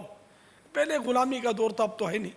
یہ غلام کو جیسے کہ اس کا آقا جس کا یہ غلام ہو وہ بول دے کہ چل اتنے لاکھ روپے مجھے دے دے تو آزاد. تو یہ اب معاہدہ ہو گیا ہے، اب اتنے لاکھ روپے جب بھی دے دے گا یہ آزاد ہو جائے گا. اس کو مکاتب بولتے تھے. تو ایک مکاتب نے حضرت مشکل کشا علی المرتضی شیر خدا کرم اللہ تعالی وجہہ الکریم کی بارگاہ میں عرض کی، میں اپنی کتابت یعنی آزادی کی قیمت ادا کرنے سے عاجز ہوں. میری مدد فرمائیے. آپ کرم اللہ تعالی وجہہ الکریم نے فرمایا میں تمہیں چند کلمات نہ سکھاؤں جو رسول اللہ صلی اللہ تعالی علیہ وآلہ وسلم نے مجھے سکھائے ہیں. اگر تم پر جبل سویر، سویر ایک پہاڑ کا نام ہے، جتنا دین ہوگا تو اللہ تعالیٰ تمہاری طرف سے ادا کر دے گا. تم یوں کہا کرو اللہم اکفنی بحلالک عن حرامک واغننی بفضلک عن من سواک. یہ ترمذی شریف کی حدیث ہے. واللہ تعالی اعلم ورسولہ اعلم عز وجل وصلی اللہ تعالی علیہ وآلہ وسلم. صلو علی الحبیب صلی اللہ تعالی علی محمد. السلام علیکم ورحمۃ اللہ وبرکاتہ. وعلیکم السلام ورحمۃ اللہ وبرکاتہ. اگر کوئی اسلامی بھائی کسی کو نیکی کی دعوت دے اور کوئی دوسرا اسلامی بھائی سوال کرے آپ کہاں رہتے ہیں، اس ٹائپ کا کوئی سوال کرے تو اس کو کیا جواب دیں؟ اگر کوئی اس طریقے کا سوال کرتا ہے تو اس اوقات میں کیا کرنا چاہیے؟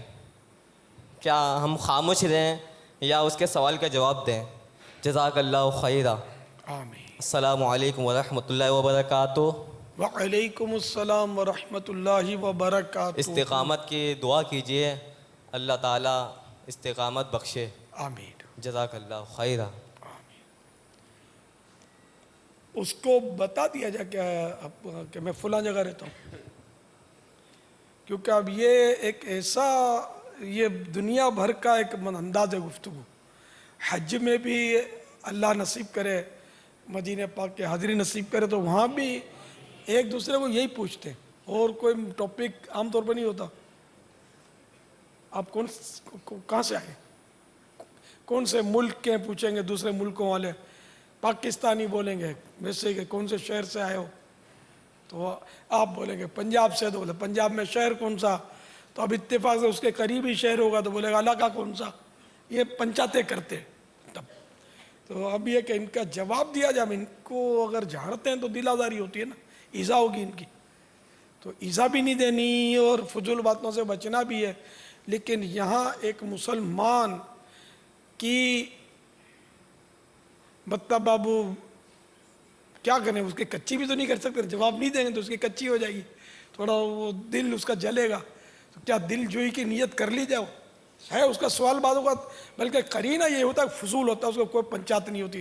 اب ہم جیسا آدمی تو نکل جاتا ہے، ہر آدمی نہیں نکل سکتا. بارہ میں کیا جواب دیتا تھا پتہ ہے، مجھے اپنی جگہ چھپانی پڑتی تھی. حج وغیرہ میں مکہ مکرمہ میں ہم تو کیونکہ ہم ہجوم نہیں کر سکتے، وہاں پابندی ہے. اور میری مطلب ظاہر ہے کہ شہرت کے حساب سے کافی لوگ مجھے ڈھونڈتے ہی رہتے تھے. اب وہ کریں بھیڑ اور پھر مسائل خراب ہوں، کھڑے ہوں، پھر اپنے معمولات بھی ڈسٹرب ہوں، تو کہاں ٹھہرے ہیں. پہلا سوال عام طور پہ السلام علیکم، او ہو ماشاء اللہ، کہاں ٹھہرے ہیں. تو میں کیا بولتا تھا، آقا کی گلیوں میں. اچھا تو اگلا اس میں گھوم جاتا تھا، او ماشاء اللہ سبحان اللہ صلی اللہ، وہ جب نہ پوچھنا ہی بھول جاتا تھا. یہ کئی بار اس طرح کا بھی تجربہ ہوا. کوئی چالاک ہوتا تھا، آقا کی گلیوں میں کہاں ٹھہرے ہیں، کون سی گلی میں ٹھہرے ہیں. یہ بہت کم مطلب تو یہ کون سی گلی میں ٹھہرے ہیں، یہ تو شاید کسی نے کہا ہو، یہ یاد نہیں ہے مجھے، لیکن یہ پھر بھی پوچھتے تھے کہ پھر آپ کا پتہ کیا مکان کا. کوئی آٹی میں نہیں آتا تھا، باقی کئی آ جاتے تھے. یاد ہوگا آپ کو، جنید کو بھی شاید یاد ہوگا. حاجی امین آپ بھی ساتھ تھے ہی، مگر خیر اب یہ باتیں آپ کے سامنے ہوئی ہوں ضروری نہیں ہے نا. تو یہ کہ اس طرح، مگر یہاں آقا کی گلیاں بھی نہیں کہہ سکتے. باب المدینہ میں کیسے کہیں گے آقا کی گلیوں میں ٹھہرے ہوئے ہیں. میں نے عرض کیا نا اس کو جواب دے دیا جائے اور دوسرے جواب کا پھر دوسرے سوال کا انتظار بھی کرنا پڑے گا. مکان کرائے کا ہے یا آپ کا اونرشپ ہے، کتنے کمرے، بھائی کتنے ہو، کون کون سا شادی شدہ ہے، بہنیں کتنی ہیں، شادی ہوئی ہے کہ نہیں ہوئی ہے، ابو کیا کام کرتے ہیں. انہیں ایسا تنگ کرتے ہیں کہ دماغ خراب کر دیتے ہیں. مجھے اس کا بہت تجربہ ہے نا, اس طرح کے سوالات جب میں بھی آپ کی طرح جا رہا کہ وہ اس طرح کا معاملہ نہیں تھا عوام کے ساتھ, تو میرے کو اتنا تنگ کرتے تھے, مجھے اس وقت بھی بڑی کوفت ہوتی تھی. کتنی بہنیں ہیں آپ سے بڑی ہیں چھوٹی ہیں, شادی ہوئی نہیں ہوئی, ارے بھائی تو جاتا ہے کہ نہیں یار, تجھے کیا پنچایت کے شادی ہوئی کہ نہیں ہوئی یار. ایسا مطلب یہ نہیں شرماتے کہ اب آدمی شرماتا ہے کہ یار بڑی بہن ہے شادی ہوئی نہیں ہوئی تو ایک مطلب کیسے میں بولوں گا نہیں ہوئی اور ہوئی. تو اس وقت بھی میں بیزار تھا اس طرح کے سوالات. اور میری الحمدللہ یہ اس طرح کی سوالات کی عادت ہے ہی نہیں, اور ہو سکتا کبھی بھی نہ رہی ہو ایسی عادت. مجھے مطلب یہ میرے بہت قریبی اس اسلامی بھائیوں میں سے ابو رجب, آپ یقین مانیں مجھے ان کے بچوں کی تعداد نہیں پتہ کتنی ہے, نہ ان سے میں نے کبھی پوچھا تمہارے بچے کتنے ہیں. یہ لے آتے ہیں بچوں کو, آتے ہیں میرے پاس, مانوس بھی ہیں مجھ سے, مجھے ان کی تعداد نہیں پتہ. یہ جمیل بھائی پرسوں ترسوں لائے, 2-4 دن پہلے لائے تھے بچہ, حسن رضا نام یاد رہ گیا ہے. تو یہ بچہ دیکھ کر مجھے پتا چلا کہ ان کے یہاں بچہ بھی ہے, مجھے پتا نہیں تھا, یاد نہیں تھا, آپ نے کہا ہوگا, بھول جاتا ہوں. نگران شورا کی کیا مطلب ذریعہ آمدنی ہے, کیا کاروبار ہے, مجھے نہیں پتا, حالانکہ ہم اکٹھے رہتے ہیں. کبھی پوچھا ہی نہیں کہ بھائی تم کام دھندا کیا کرتے ہو, کیا کھاتے ہو, مجھے نہیں پتا کہ آپ کا کاروبار کیا ہے. آپ بتائیں میں نے کس کو پوچھا کہ بھائی یہ حاجی امین بہت قریب ترین اسلامی بھائیوں میں سے, میں نے ان کو کبھی نہیں پوچھا کہ بھائی تم یار سارا دن پڑے رہتے ہو اور جنات کی طرح بھاگتے رہتے ہو, کھاتے کیا ہو, جو لوگ ہڈیاں پھینکتے ہیں وہ کھا لیتے ہو, تو کیا بھائی تمہارا کاروبار ہے. امین کو کبھی پوچھا ہو تو بتائیں گے, آپ کو نہیں پوچھا کبھی, عادت ہی نہیں ہے. امین کے بچے بھی ہیں, مجھے نہیں پتا کتنے بچے, ان کے بچے کبھی کبھی آئے بھی ہیں, پیار بھی کیا ہے, سب کچھ کیا ہے, لیکن تعداد نہیں پتا مجھے. یہ حاجی امین قافلہ, ان کے بھی نہیں پتا کتنے بچے, جنید, یہ سب میرے مطلب ظاہر ہے کہ اراکین شورا تو قریب ہی کہلائیں گے نا, مجھے نہیں پتا ہوتا. یہ حاجی شاہد پاکستان, مجھے نہیں پتا ان کے بچے کتنے. یعنی عادت نہیں ہے ان سوالات جوابات کی.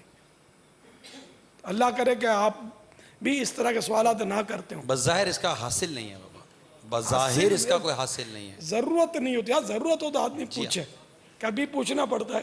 جیسے کہ عید کے موقع پر عیدی بھجوانی ہوتی ہے, تو پھر ان لوگوں کے یار کو پوچھ لو کہ وہ ان کے جتنے بچے ہیں نا معلوم کر کے ان کو دے دو عیدی. اس طرح بھی ہوتا ہے, لیکن یہ کہ یہ نہیں یوں پنچایت کی عادت نہیں ہے, کیا کاروبار ہے, دکان کہاں ہے آپ کی, اور مطلب کتنی بہنیں کتنے بھائی ہیں, یہ عام طور پہ مجھے نہیں پتا ہوتا. مجھے ان نگران شورا کا پتہ ہے اتفاق سے کہ یہ 2 ہی بھائی ہیں, کوئی ان کی بہن نہیں ہے, ایسا ہی ہے. تو یہ مجھے اتفاق سے پتہ ہے. یہ میرے ساتھ رہتے ہیں طفیل, ان کے کتنے بھائی ہیں کتنی بہنیں تعداد مجھے نہیں پتا, نہ کبھی میں نے پوچھا ہے. مجھے اتنا یاد ہے پاپا کہ ایک دفعہ آپ مجھے وہ فرما رہے تھے کہ یار یہ مطلب کہ وہ یہی کیا کرتے ہو, کیا یہ ہوتا ہے, تو آپ کو تشویش ہوتی, تو آپ کو یہ نہیں پتا تھا. ہم کو پتہ نہیں, تو ٹرکوں ورکوں کی باتیں کرتے تھے, فون پہ کبھی لگے رہتے تھے, یہ ٹرک آتا ہے, یہ ٹرک بھیج دو, یہ ٹرک آتا ہے. تو تم کام کیا یہ نہیں پتا, ٹرکوں کی باتیں تمہاری سنتا رہتا ہوں. اتنا تو آپ نے کہا پھر آگے نہیں بڑھے گا تم کرتے کیا ہو.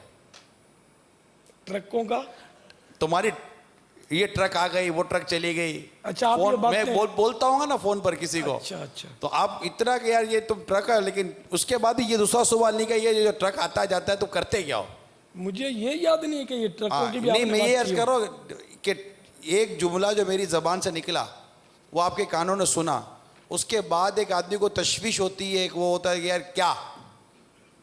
تو اس میں عافیت ہی کے پہلو میرے کو تو نمایاں لگتے ہیں کہ اس میں آدمی کا کوئی ذاتی طور پر فائدہ اتنا ہوتا نہیں ہے. دیکھیں بابا, ہمارے پوچھنے کا مزاج جو ہے نا بہت زیادہ ہے. میں تو آپ کو تعجب ہوگا کہ مجھے میرے گھر کے افراد کتنے, ایسا کوئی پاگل دیکھا آپ نے, گھر کے کتنے افراد ہیں جس کو معلوم نہ ہو. اب میں سوچتا رہا, پھر حاجی علی رضا کو سونپا, میں نے کہا لسٹ بناؤ یار میرے گھر کے افراد کتنے, تو وہ تعداد بنی 18. وہ فطرے کے تعلق سے, یہ اسی رمضان کی بات کر رہا ہوں. बिलाल के बच्चे कितने, रजा के कितने, भाई कितने, भाई तो कोई नहीं मेरा, बहनें हैं, तो यूँ सब बहुएं, और यूँ मिला के हम 18 का ख़ानदान बना। ये इस बार यूँ समझो कि अब मुझे याद रह गया कि मेरा ख़ानदान जो है 18 अफराद पर मुश्तमिल है। अल्लाह नजर बस से बचाए। आमीन। बारक अल्लाह। तो ये अच्छा, मेरे बच्चे अभी तो पाँव पर हैं। मुझे वाकई बोलता हूँ कि ये नहीं पता कि ये किस चीज़ के कारोबार से ये अपना पेट भर रहे हैं। दोनों पाँव पे खड़े हुए, खा रहे, पी रहे, मौज कर रहे। मैं अल्हम्दुलिल्लाह अपने औलाद के पैसों से नहीं पल रहा। मैं पहले से मैंने कह दिया था तुम्हारे पैसे नहीं खाने मुझे। मैं चाहता हूँ तुम दीन का काम करो। मैं जीऊँगा इंशाअल्लाह, जब तक हो सका तो मैं तुमको खिलाऊँगा। तो मैं वो हूँ जो मेरी औलाद से मैं नहीं, मतलब मैंने पल रहा। अल्लाह की रहमत है। कौन देता है? देने को मुंह चाहिए, देने वाला है सच्चा हमारा। कौन देता है, देने को मुँह चाहिए, कौन देता है, देने को मुँह चाहिए, देने वाला है सच्चा हमारा नबी, सीने वाला है सच्चा हमारा। अब इन सवालात से बचने की नीयत कौन करता है? कहाँ रहते हो पापा? वो जो सवालात थे, कहाँ जा रहे हो, क्या कर रहे हो? यानी मुझे याद नहीं है मीठे इस्लामी भाइयों, यकीन मानिए कि कभी बापा ने फ़ोन किया और ये सवाल किया हो। तो कैसे मेमनी में होता है ना, कुरो कर ही रहे हो, यानी क्या कर रहे हैं, ये सवाल कभी नहीं किया, मुझे याद नहीं है। या कभी ये सवाल नहीं किया कि कहाँ हो, क्या कर रहे हो, कहाँ हो। इस तरह के सवालात, कभी को हस्बे ज़रूरत को इस तरह की मिलती जुलती बात हो गई हो तो वो एक अजब कोई मौका महल के मुताबिक। अदरवाइज़ ये बाना हमारा मोबाइल फ़ोन पर किसी ने उठाया फ़ोन, हमारा पहला सवाल जो हम दागते ना वही हो, कहाँ हो? अब वो क्या बतावे किधर खड़ा है, बताने जैसा है ही नहीं। क्या कर रहे हो? और कैसे बताए मैं क्या कर रहा हूँ? आप सुन ही नहीं सकोगे वो क्या कर रहा है। ऐसे दो सवाल कड़ाकेदार करते बाबा, ऐसे ठा करके, कहाँ हो, क्या कर रहे हो? और ये दो सवाल के जवाब इतने भारी हैं, बहुत भारी है। बहुत भारी सवाल है बाबा। कि आदमी उस वक्त कुछ भी कर रहा हो उस घर में, हो सकता है जो बताने ऐसा ना हो। कैसे बता? बोल भी नहीं सकते ना कि आपको क्या। अब वो झूठ बोलने का भी तो रवाज है ना, बोल देता होगा कुछ ना कुछ जवाब देने वाला। वो झूठ बुलवाने वाला सवाल ही है। फिर तीसरा सवाल बाबा जो बहुत आजकल भी मैं महसूस कर रहा हूँ, आपको डिस्टर्ब तो नहीं किया? आपको डिस्टर्ब तो नहीं किया? मतलब शायद ही ऐसा हो बाबा कि कोई फ़ोन करे और मतलब ऐसा आदमी यूं फ़ोन रखकर, बाबा यूं फ़ोन रखकर और यूं बैठा हुआ है, वो इंतज़ार कर रहा है कि इसका फ़ोन आएगा। जी आपको नहीं, आपका फ़ोन का इंतज़ार कर रहा था मैं। ऐसा तो नहीं ना होगा बाबा, कोई ना वो काम कर रहा होगा, इसमें फ़ोन कर, आपको डिस्टर्ब तो नहीं किया यार, आप काम की बात करो ना यार। ये बाबा एक बहुत मामूली का सवाल है। मेरी नवासियों ने, बच्चियों ने ये इस तरह यार ये पूछती हैं क्या कर रहे हो तुम, क्या कहें? तो मैंने बोला बोल दो सांस ले रहे हैं। तो इनको पता आ गया और सांस तो ले रहे हैं ना, क्या कर रहे हो, सांस ले रहे हैं। वो एक मुन्नी पापा जैसे बते साहब एक जवाब भी ये दिया ना, आप क्या कर रहे हो बेटा? आपसे बात कर रही हूँ। तो यार बहुत यानी कि ताज्जुब, अगर कोई इस तरह बोले नहीं तो उससे भी लोग ताज्जुब करते हैं। इनके साथ भी तजर्बात होंगे लेकिन ये भी मज़े के होते हैं। अभी पिछले दिनों मैंने कुछ घर में वो बनवाया ना, तो वो जो बनाने वाला जो था कारीगर, वो मुझे जानता नहीं था, मैंने महसूस को जानता नहीं था, मेरा नाम उसने सुना हुआ था। तो इन्होंने बताया कि अब मैंने अपनी मतलब के वो 2-4 अल्फाज ज़रूरत के बोल कर वो इशारे कर दिए इनको यूँ। तो इनको पूछा कि क्या इनकी तबीयत ख़राब है, ये बोलते क्यों नहीं है। मगर बहरहाल फिर उसने बहुत मोहब्बत से मुझे मिला। अगर मैं बड़बड़ करता तो शायद वो इतनी मोहब्बत से ना मिलता। ये कम बोलने से एक हेबत, रोब पड़ता है, एक असर पड़ता है। और बड़बड़ ये करो, इधर नहीं, ये क्या यार दीवार का खाना खराब कर, आप सुनते नहीं हो यार, ये करो। जो यूं करता है ना उससे कारीगर बहुत बदजन होता है। मैंने एक वक्त में आदमी समझा दे कारीगर को, जो समझाना है ना फिर हट जाए। फिर उसको बार बार कुड़कुड़ करेंगे ना तो काम भी हो सकता है ख़राब हो जाए, और वो अगला आखिर वो भी दिमाग रखता है, बदजन हुआ। हमारे यहाँ ये बहुत है, टटर बीच में कारीगरों के साथ, मजदूरों के साथ ये करते ही रहते हैं। तो अपने करीबी इस्लामी भाइयों को मैंने ये समझाए हुए औकात मौके पर। मैंने जब देखा ना कि वो ज़्यादा जैसे कि कारीगर तो नहीं, एक बार बोल दिया अब आ जाओ, नहीं तो फिर वो भी उल्टे सीधे सवाल करते हैं कारीगर भी, आप क्या काम करते हैं। एक बार ऐसा हो चुका है इस्लामी भाई के साथ, मैंने कहा यार तो ये यूं करके फिर पूछेगा ना क्या काम करते हैं, वो टाइम पास करना होता है, इसका हाथ ढीला पड़ जाएगा, हमारा काम कम होगा। अकेला छोड़ दोगे तो काम भी अच्छा होगा और स्पीड के साथ होगा, बातें करवाएंगे, सीधी बात है, बात करेंगे तो ढीला तो पड़ेगा ना हाथ। तो ये हिकमत अमलियाँ, एक बार किसी को मैंने समझाया, वो किसी कोई तामीरी मस्जिद की तामीर का ताल्लुक था, कोई मस्जिद की तामीर हो रही थी, तो इन्हें एक इस्लामी भाई जो उसमें कोई आगे थे, तो मैंने इनको समझा कि तो ये मजदूर होते हैं ना, इनको कुछ बोला हुआ ही नहीं, यूँ करो, जो भी बोल रहा हो ना वो तरकीब बनाकर जो ठेकेदार या जिसको हमने काम सौंपा है ना, ये उसको बोलना होता है, मजदूर अपनी मर्जी से नहीं करेंगे। तो उसने बोला यार आप बराबर कहते हो यार। मैंने बोला नहीं तो तुम्हारे ये तुम बोलते हो तुम्हारे ऊपर आ जाएगा। बोले एक बार मुझ पर आ चुका है, ये कुछ इन्होंने काम खराब कर दिया था तो फिर मेरे ऊपर डाल दिया था कि इसने बोला था। कुछ इस तरह का वाकया हाथों हाथ मेरे सामने आ गया। अब जैसे ये कैमरामैन है ना, आप बोलोगे ना इसका सीन ले लो, थोड़ा उसको ये कर लो, ये सिर्फ मतलब यानी कि इनके पास बटन है, ये बटन दबा सकते हैं, कौन सा बटन दबाना है ये उधर से इनको इजाज़त लेंगे कि भाई ये बटन दबाएंगे, नहीं दबाएं तो ये दबा सकते हैं। आप बोलो ना ये मंजर ज़रा चला दो, वो मंजर चला दो, ये नहीं चलाएंगे, ये उधर से इनको उसको क्या डायरेक्टर बोलते हैं, स्विचर। तो डायरेक्टर से पूछेंगे कि हम यूँ करें तो ये करेंगे, वरना आपको ये घास नहीं डालेंगे। तो हर एक की लगाम किसी न किसी के हाथ में होती है, तो यूँ वो एक सिस्टम बना हुआ होता है खामा का कुड़कुड़ करना।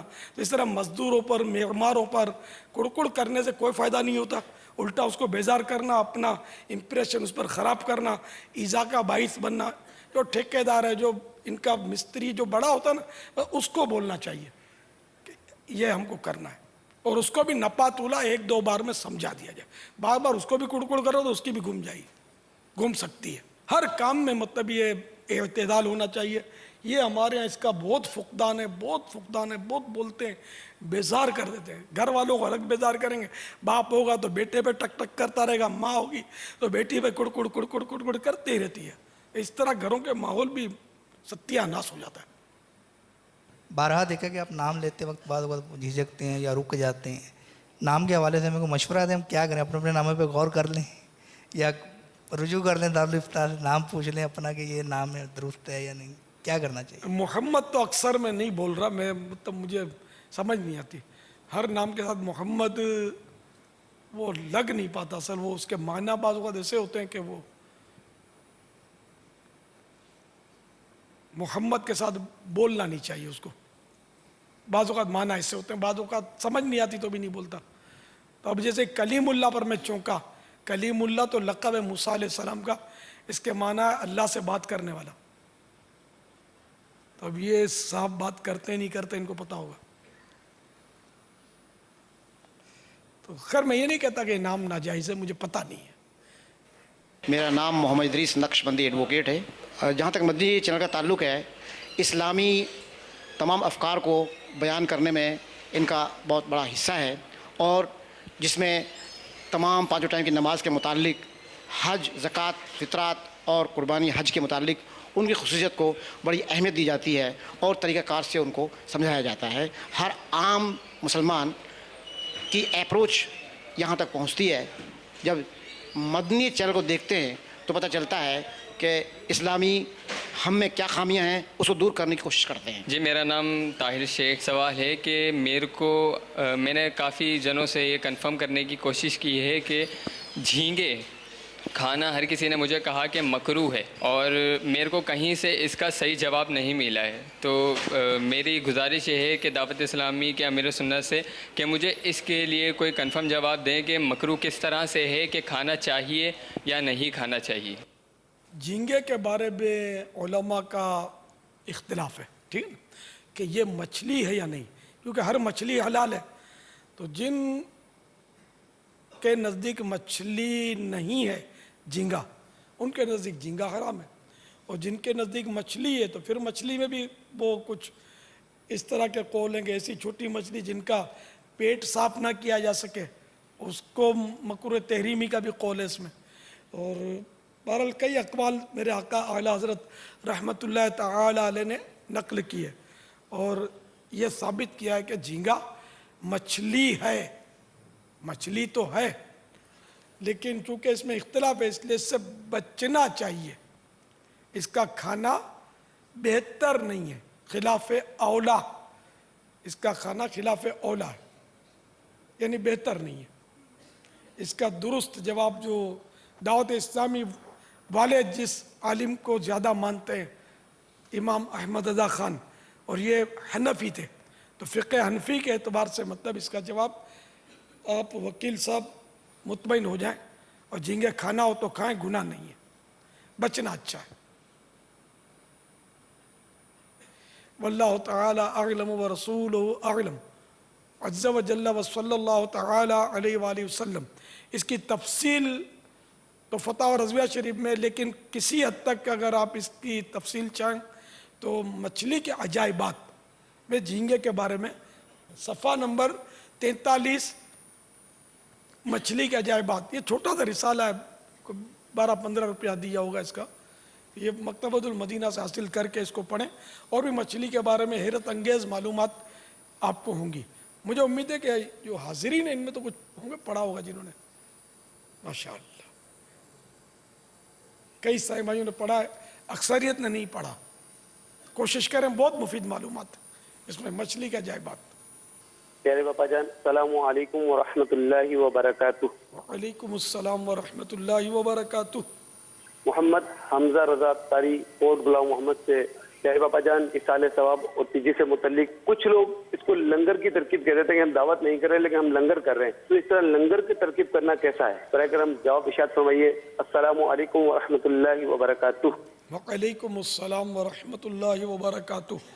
تیجے یا میت کے طعام کے تعلق سے یہ غالباً سوال ہے۔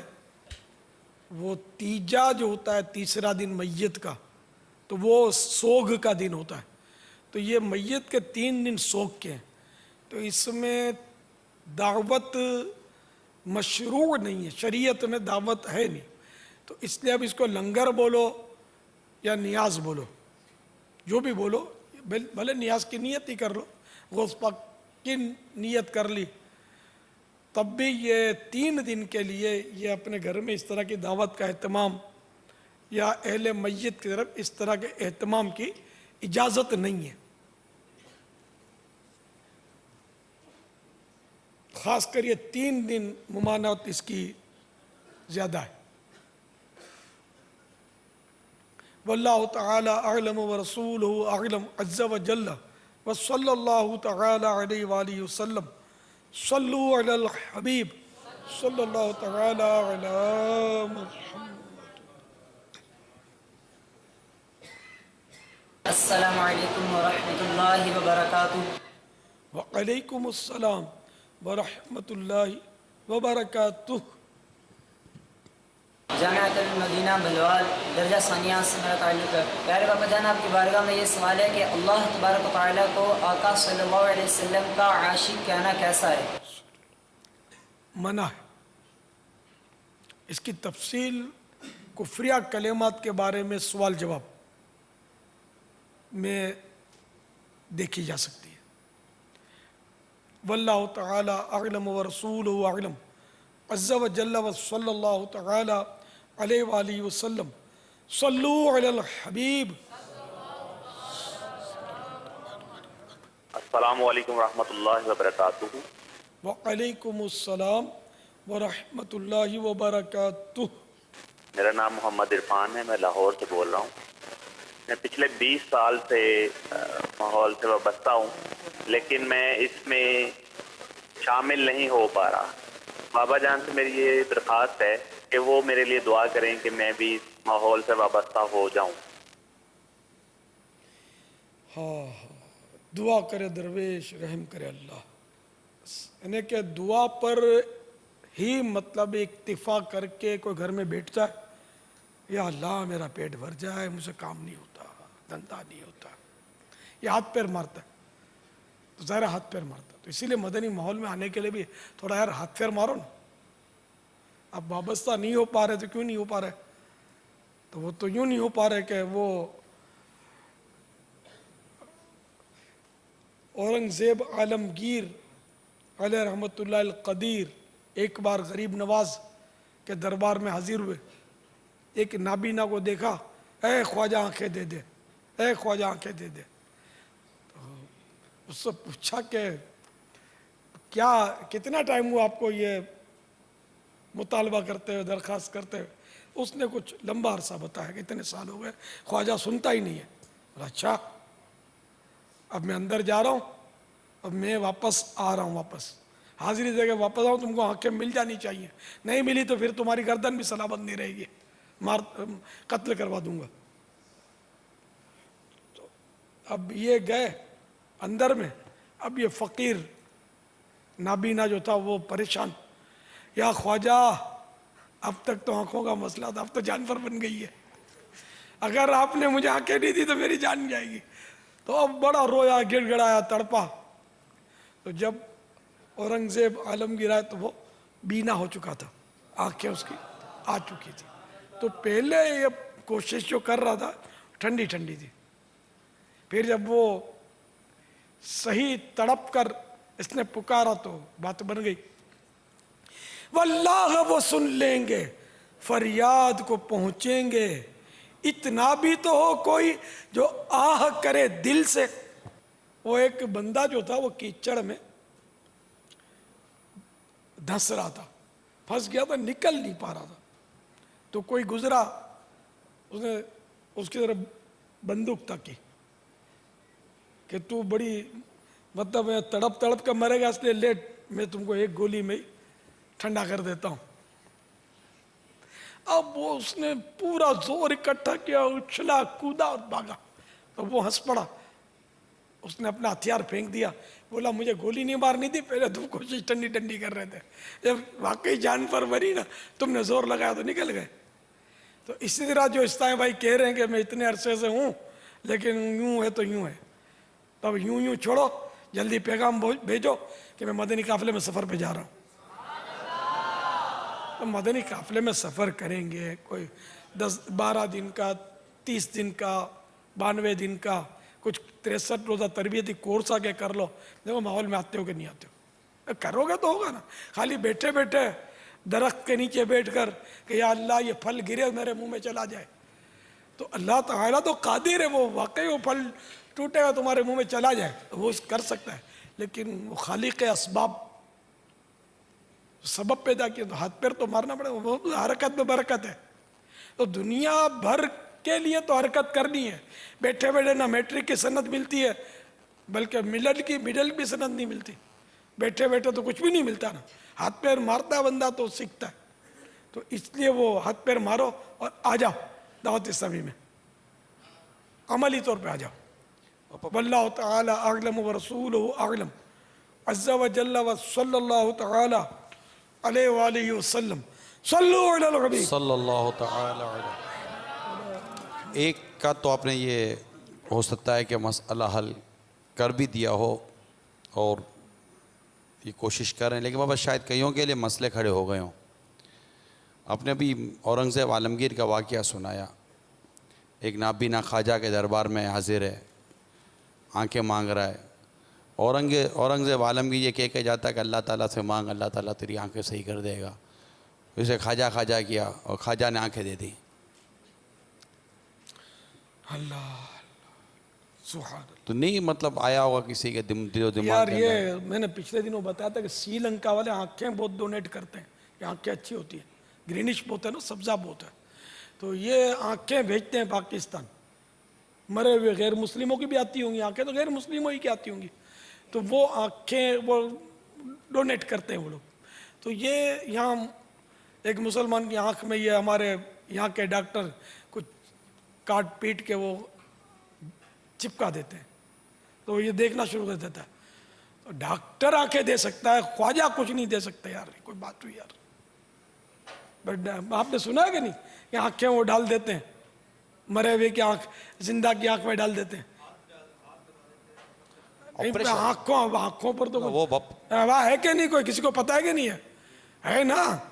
आंख कलेजी जिगर काट के एक के जिगर का टुकड़ा दूसरे में वो तरकीब बना देते हैं। इससे फिर एक और सवाल शायद उसके किसी के जहन में पैदा होना गुर्दे तो ट्रांसप्लांट का तो बहुत सौ को पता ही होगा, गुर्दे तो डालते ही ना, एक का गुर्दा दूसरे में। ठीक तो खैर वो आंखों की बात आई ना, तो ठीक है आप जवाब दे रहे हैं। डॉक्टर आंख दे सकता है, ख्वाजा सब कुछ नहीं दे सकता। डॉक्टर पढ़ा लिखा, थियरी हमको नहीं मालूम भाई। डॉक्टर ने पढ़ा लिखा, समझदार, तजर्बा हासिल किया, कुछ इसने अपने फील्ड में महारत हासिल की, तब जाकर कोई ऐसी जगह पर पहुंचा कि फिर ये ऑपरेशन करके करता है। तो आप डॉक्टर को यूं मतलब क्या आप नहीं इसके जहन में सवाल पैदा होगा? दुनिया के सारे डॉक्टर एक तरफ, मेरे ख्वाजा गरीब नवाज के कदमों के तले जो धूल का जर्रा आ गया ना, वो एक तरफ जारी रहेगा। मेरे गरीब नवाज के सामने कोई डॉक्टर आए तो सही मेरे सामने, मैं बोलूंगा तू डाकू है भाग, पुलिस को वही पकड़वा दूंगा। मेरे गरीब नवाज से मुकाबले के लिए आया। मेरे गरीब नवाज के बारे में गैर मुस्लिम ने ये तासुरात दिए थे, बहुत पुरानी बात है, कि हिंद का उसने दौरा किया होगा तो गरीब नवाज के वो गुण सुने होंगे, तो उसने तासुरात दिए कि हिंदुस्तान पर, माज़अल्लाह मैं उसकी बात नकल कर रहा हूँ कि हिंदुस्तान पर एक मुर्दा राज कर रहा है, माज़अल्लाह। गरीब नवाज को सदियां बीत गई, पर्दा फरमाए, अब तक इनका राज दिलों पर कायम है मुसलमानों के। बल्कि गरीब नवाज का मज़ार ऐसा जहाँ हिंदू आते हैं, सिख आते हैं, सब मतलब आते हैं। तो कैसा राज है इनका? है किसी डॉक्टर का राज हो तो मुझे नाम तो दो, किसी डॉक्टर का राज है? तो इसलिए डॉक्टर ठीक है अपनी जगह पर है, और मेरे गरीब नवाज अपनी जगह पर है, उनकी शान है ना, सुल्तानुल हिंद है यार। डॉक्टर क्यों नहीं आएंगे? बड़े बड़े डॉक्टर वहां गरीब नवाज के कदम बोसी के लिए हाजिर होते होंगे फैज लेने के लिए। डॉक्टर भी मानते हैं गरीब नवाज को, आपने कैसी बात कर दी? तो ये मतलब डॉक्टर जो ये मुकाबला तो गरीब नवाज का नहीं करेगा। गरीब नवाज अगर ये जिस्मानी डॉक्टर है, मेरे गरीब नवाज रूहानी डॉक्टर है। ये डॉक्टर जब तक जिएगा बहुत बहुत तो उस वक्त इलाज करेगा। मेरे गरीब नवाज दुनिया से जाने के बाद भी इलाज कर रहे हैं। तो आपका मतलब है कि जिसका डॉक्टर मना कर दे वो वहां जावे तो भी मदीना मदीना हो जाए? करम हो जाए तो क्या बात है, बैठे बैठे यहाँ से हो जाए तो क्या बात है। या ख्वाजा मेरी झोली भर दो,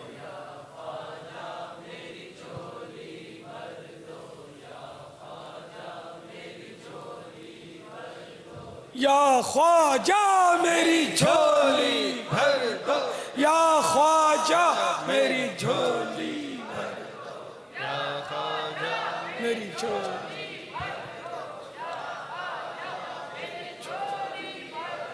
صلو علی الحبیب صلی اللہ تعالی علی محمد. ٹکڑا ہاتھ بڑا کر ڈال دو ٹکڑا ہاتھ بڑا کر ڈال دو ٹکڑا یا خواجہ میری جھولی بھر دو یا خواجہ میری جھولی بھر دو یا خواجہ میری جھولی بھر دو یا خواجہ میری جھولی بھر دو یا خواجہ. دیکھیے یہاں شاید یہ بات آئے گی, وسوسے بھی آئیں گے, کرنے والا بات بھی کرے گا کہ یار یہ اپنوں میں بیٹھ کر وارث نے گھما دیا سب کو, ڈاکٹر اور ڈاکو اور یہ کر کے یہ تو نکل گیا.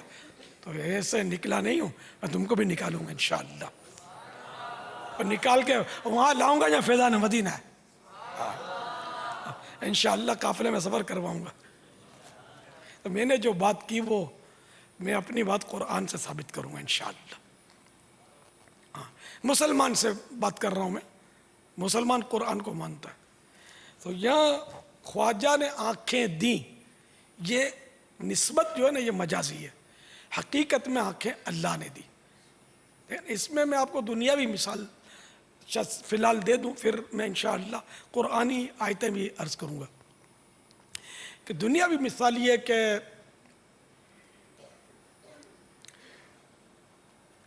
رزاق کون ہے؟ اللہ, ٹھیک ہے, روزی دینے والا اللہ ہے. اچھا, اللہ تعالی کے بارے میں قرآن کریم میں آیا خیر الرازقین, روزی دینے والوں میں بہتر روزی دینے والا. تو اس کا مطلب کچھ اور بھی ہیں جو روزی دینے کے ذرائع اور اسباب ہیں, ٹھیک ہے نا, ورنہ جمع کا سیگا کیوں. اچھا, تو اب انہیں رازق کی جمع ہے رازقین. اللہ حقیقت میں رازق ہے, رزاق ہے, لیکن اب سیٹھ ہے اور نوکر ہے. نوکر سیٹھ سے تنخواہ لیتا ہے, اور جب انہیں تنخواہ بڑھانی ہے تو کیا مسجد کے کونے میں بیٹھ کر دعائیں مانگتا رہتا ہے کہ دعا کے ساتھ ساتھ کچھ دوا بھی کرتا ہے. اور سیٹھ کو بولتا ہے کہ مہنگائی ہے, بچے بیمار ہیں, کچھ تنخواہ بڑھا دیجئے, اور سیٹھ بڑھا بھی دیتا ہے بسا اوقات. تو بظاہر جو روزی دے رہا ہے وہ سیٹھ دے رہا ہے, لیکن حقیقت میں یہ سیٹھ ذریعہ ہے. حقیقت میں یہ سیٹھ ذریعہ ہے کہ واقعی میں یہ روزی اللہ دے رہا ہے, ٹھیک ہے نا, روزی اللہ دے رہا ہے, ذریعہ سیٹھ بنا.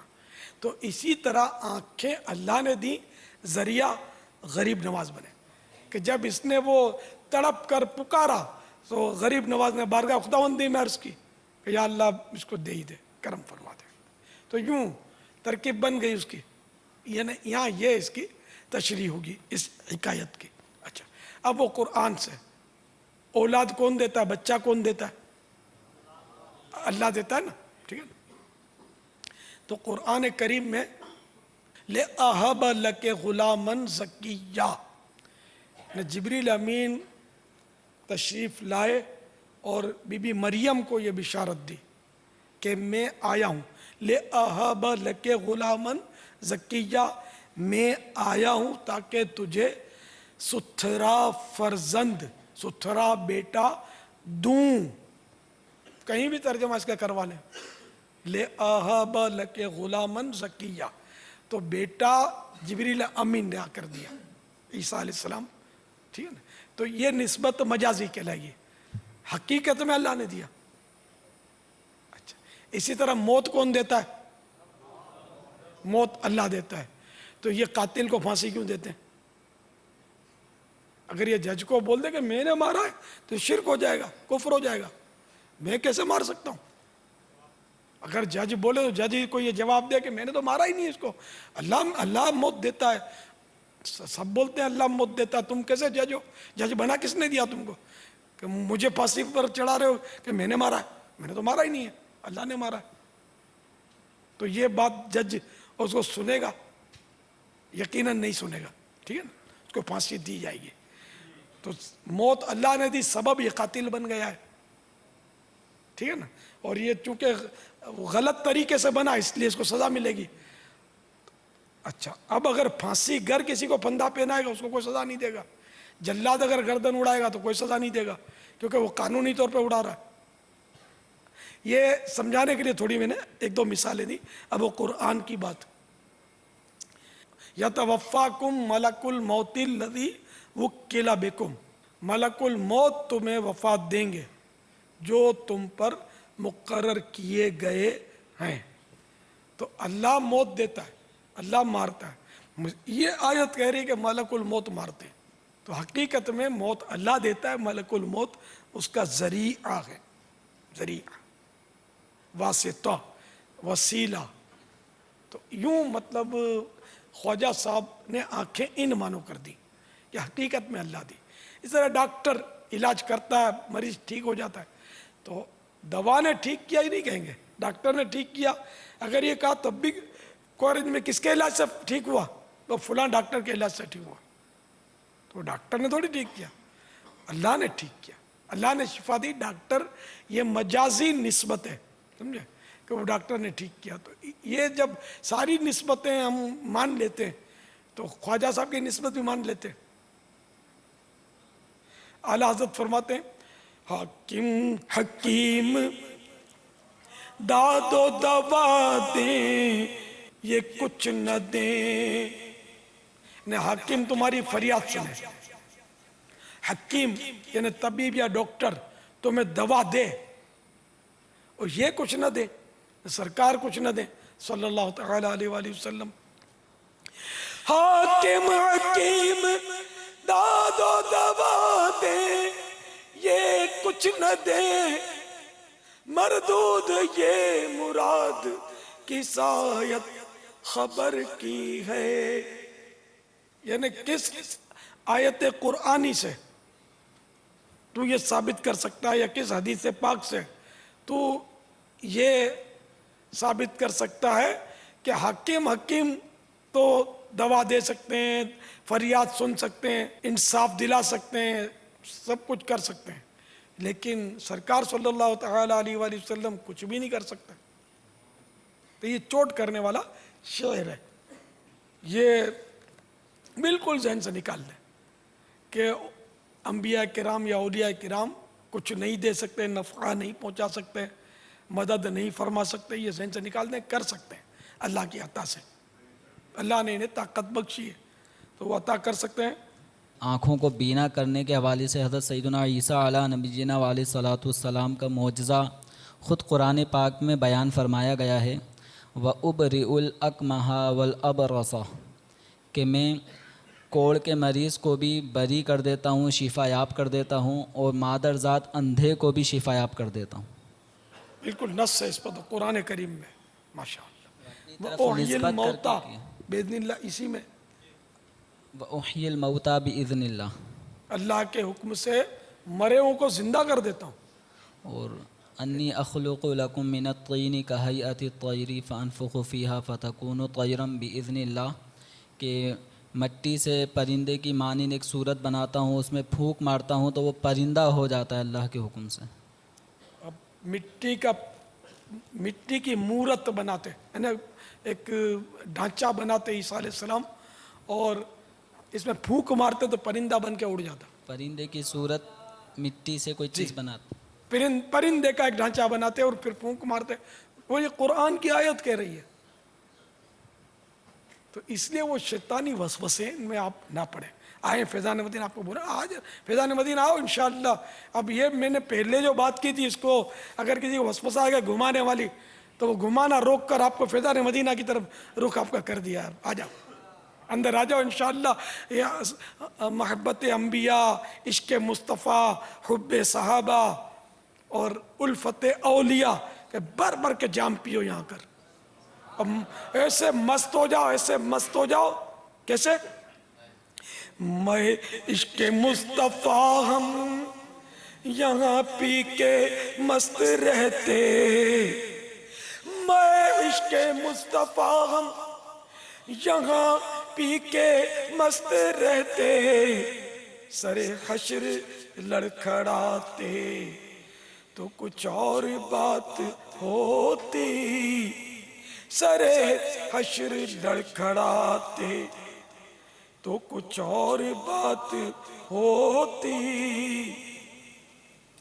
حضرت سیدنا امام بخاری علیہ رحمۃ اللہ الباری کے محترم استاذ حضرت امام ابن ابی شیبہ رحمۃ اللہ تعالی علیہ فرماتے ہیں حضرت سیدنا امیر المومنین عمر فاروق اعظم رضی اللہ تعالی عنہ کے دور میں دور خلافت میں قحط سالی ہوئی.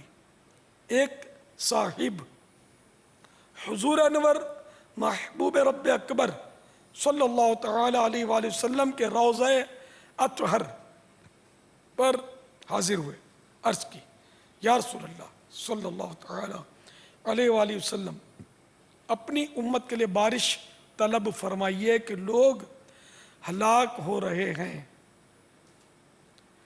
جناب رسالت مآب صلی اللہ تعالی علیہ وآلہ وسلم نے ان صاحب کے خواب میں تشریف لا کر ارشاد فرمایا عمر کے پاس جا کر میرا سلام کہو اور ان کو خبر دو کہ بارش ہوگی.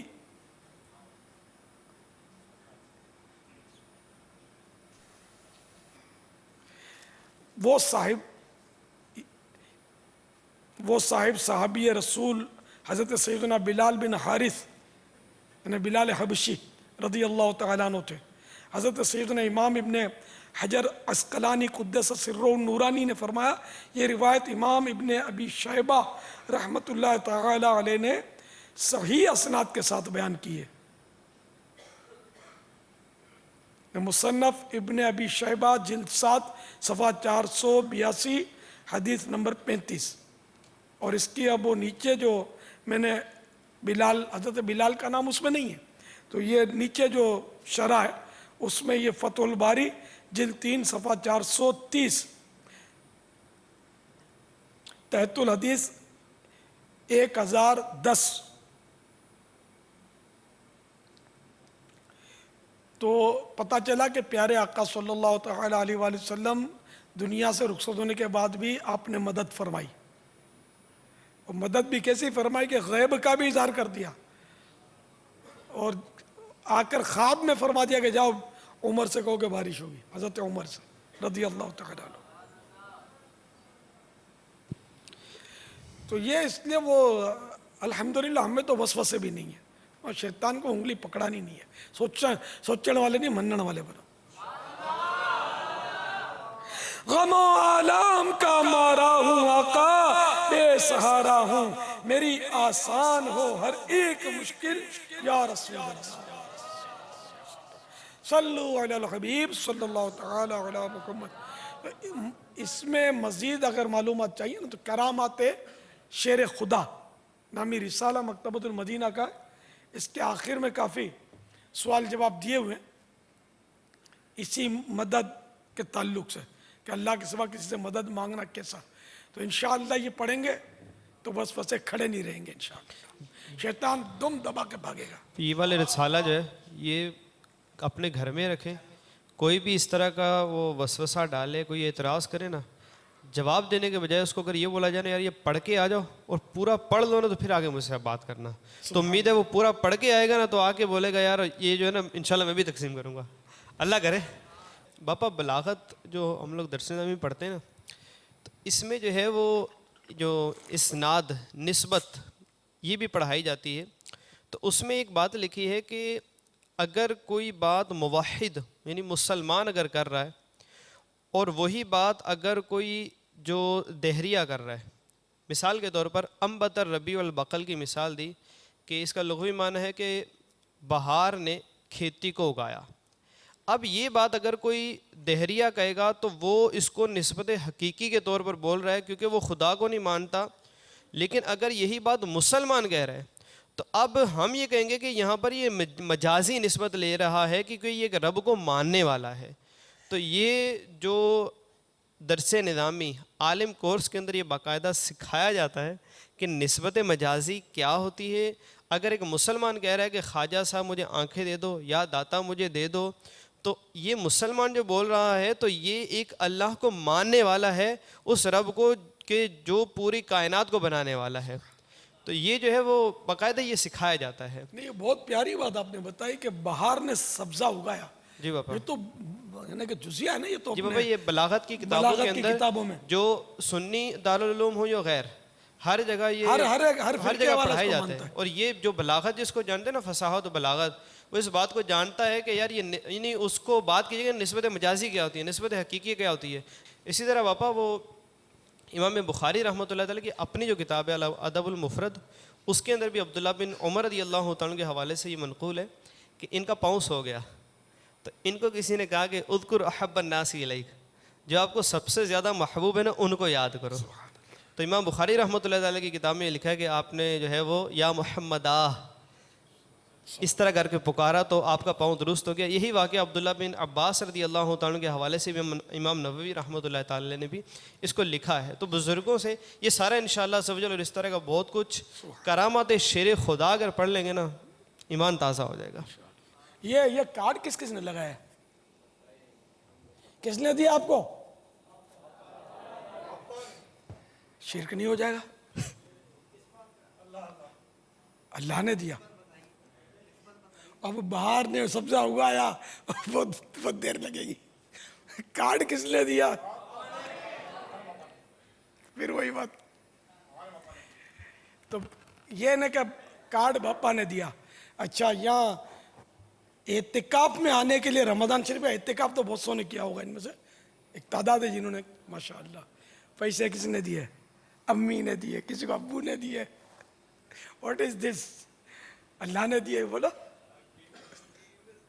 تو نسبت مجازی تو ہزار مثالیں دن بھر. آپ اس نے دیا اس نے دیا میرے کو کارڈ تحفہ یہ وہ دوسرے دیتے ہیں ایک دوسرے کو. تو کبھی بھی وسوسہ نہیں آتا اس میں. حالانکہ اس پہ نعوذ باللہ خدا کا انکار تھوڑی ہے. اللہ نے نہیں دیا تو کوئی بھی نہیں بولتا نا. تو یہ کارڈ میں نے آپ کو دیا, مجھے حاجی امین نے دیا, حاجی امین کو کسی اور نے دیے. حقیقت میں ہم سبھی کو اللہ نے دیا ہے نا. تو یوں یہ مطلب انشاءاللہ مشکل نہیں ہے. وہ کتاب پڑھنے کا مشورہ آپ کا بہت اچھا. میں ماضی میں چلا گیا تھا, ایک مولوی تھا, اسٹیج کا مقرر بھی تھا. تو اس نے انکار کیا حاضر ناظر کا, سرکار کے حاضر ناظر ہونے کا انکار کیا. اب میں بحث تو نہیں کر سکتا, میرا لڑک پن تھا اس وقت, بچہ نہیں تھا لیکن لڑک پن تھا میرا. شادی بھی نہیں ہوئی تھی, نہ دعوت اسلامی کا کوئی تصور تھا. میں تھا سنی الحمدللہ. تو میں نے اس کو کہا کہ میں آپ کو کتاب دوں گا, آپ اس کو پڑھیں. اس مولوی کو, باقاعدہ مولوی تھا, اس نے بخاری شریف کا اردو میں ترجمہ کیا ہوا ہے بازار میں, اس کا مل کر ان لوگوں نے کیا ہے. مولوی تھا. میں نے اس کو غزالی دورہ حضرت علامہ کاظمی شاہ صاحب رحمۃ اللہ تعالی علیہ کی کتاب تسکین الخواطر فی مسئلۃ الحاضر والناظر ہے نا, یہ کتاب میں نے اس کو دی کہ اس کو پڑھ لیں. اب وہ تھا تو مولوی تھا اور تحریری کام اور تھا, مطلب اس نے پڑھ ڈالی کتاب. یہ پڑھ کے اس نے بالکل اعتراف کیا اللہ کی عطا سے کائنات کے ذرے ذرے میں سرکار صلی اللہ تعالی علیہ وآلہ وسلم حاضر ناظر ہیں. یہ مان گیا. اور اس نے مجھ سے کہا کہ اب بات یہ ہے کہ یہ کتاب بہت ہارڈ اردو میں ہے, دقیق.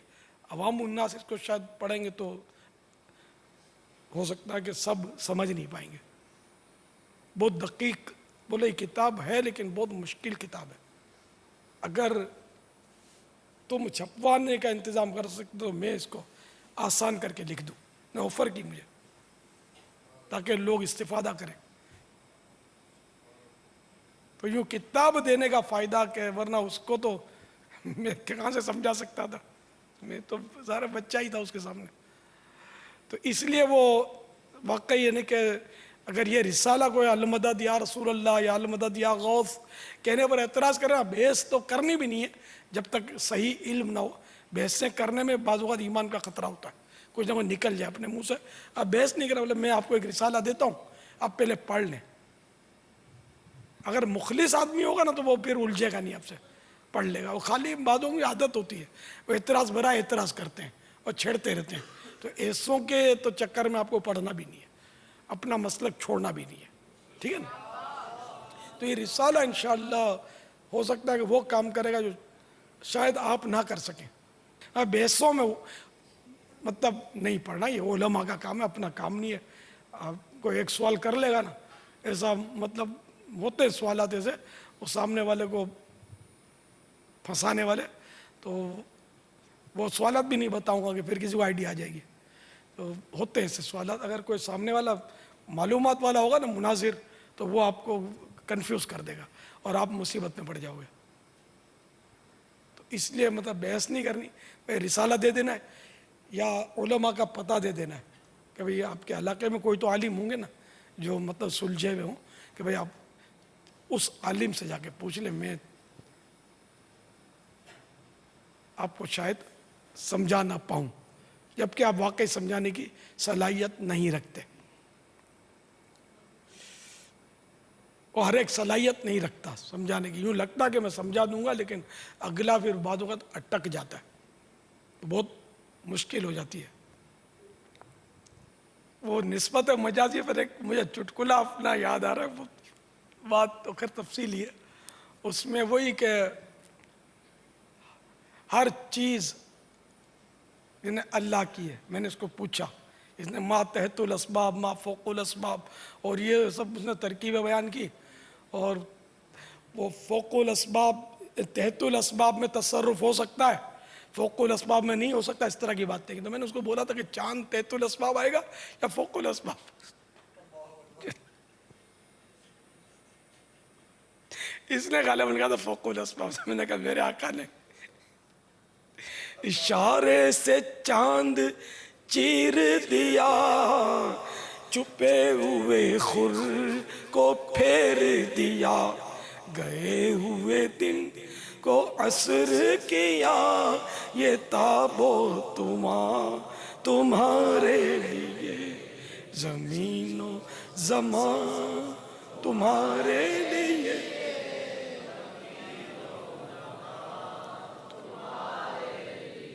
تو بعض وقت ایک آیت مبارکہ کو لے کر وہ اس میں بیچارے وہ یوں سمجھتے ہیں کہ آگے اس کا کچھ ہے نہیں حساب کتاب، بس وہ جو ظاہری معنی ہے بس وہی کافی ہے. تو حالانکہ وہ اس کی شرح کچھ اور ہوتی ہے. بارہا ظاہری معنی کچھ اور ہوتے ہیں لیکن تفسیر شرح خیر. تو وہ بات آئی للہ ما فی السماوات و ما فی الارض. میں نے کہا کہ مطلب یہ سب کچھ کس کا ہے؟ اللہ کا. ہر چیز اللہ کی ہے؟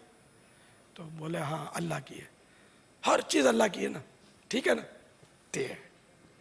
پھر میں نے اس کے جیب پہ ہاتھ مارا جو مجھے یاد آ رہا ہے، تو یہ پین پکڑ لیا. اس نے بھی وہ، میں نے کہا اللہ کی میری ہے. شاید اس کے منہ سے نکل گیا میری ہے. کیوں؟ ہر چیز تو اللہ کی ہے.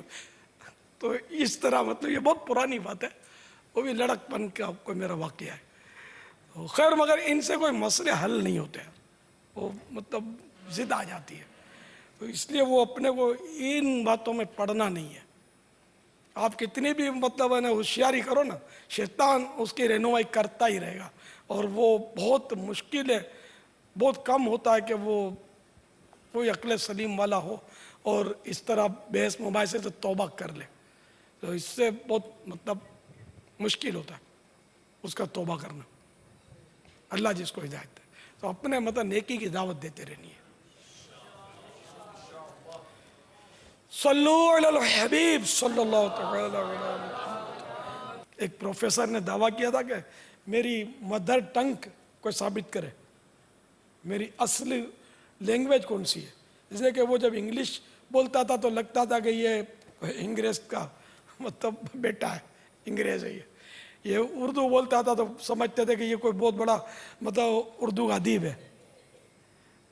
تو مختلف زبانوں میں وہ جو زبان بولتا تھا تو ایسا لگتا تھا کہ اس کی اصل زبان یہی ہے. تو اس نے مطلب دعویٰ کیا کہ کوئی ثابت کر دے. کہیں جا کر اس نے یہ بولا. तो जो भी वो बादशाह वगैरह था उसने ऐलान किया कि भाई ये आया है और इसकी असल ज़बान को साबित कर दे तो इसको इतना इतना इनाम दिया जाएगा। तो आए लोगों ने तबाह आजमाई की, कोई इससे पहुंचा नहीं, पहचान नहीं सका, ऐसा माहिर था, हर ज़बान में माहिर था। तो आखिरकार एक कोई समझदार आदमी आया, उसने बोला कि बादशाह मुझे कुछ 1-2 दिन अपने महल में रहने की इजाज़त दे दें तो मैं कुछ तरकीब करता हूँ, क्योंकि उसको भी महल में ठहराया हुआ था बादशाह ने प्रोफेसर को। तो अब वो मौके की ताक में रहा वो शख्स कि इसकी मदर टंग मादरी ज़बान कैसे पता चले। तो एक मौका मिल गया उसको कि उसने देखा कि वो सीढ़ी से प्रोफेसर उतर रहा है, तो उसने पीछे से जाकर उसको धक्का मार दिया। धक्का मारा तो प्रेशर से वो गिरा और पटखनियाँ खाई 2-4 और इसने गालियाँ निकालनी शुरू कर दी, मुझे धक्का क्यों मारा तूने। वो एकदम बेसाख्ता से गालियाँ निकाली और बड़बड़ किया तो वहाँ से पड़ा, बोला तेरी मादरी ज़बान ये है कि जब धक्का पड़ता है तो अंदर का बोलता है। उसने भी तस्लीम कर लिया कि मेरी वाकई मादरी ज़बान यही है जो इसने पकड़ी है, यूँ वो इनाम ले गया। तो इसने भी ज़रा हटो बचो करके वो थोड़ा अड़ावड़ी होगी ना तो शायद आपका कुफले मदीना आजमाइश पे पड़ जाए। वल्लाहु तआला अअलम व रसूलुहु अअलम अज़्ज़ा व जल्ला व सल्लल्लाहु तआला अलैहि व सल्लम।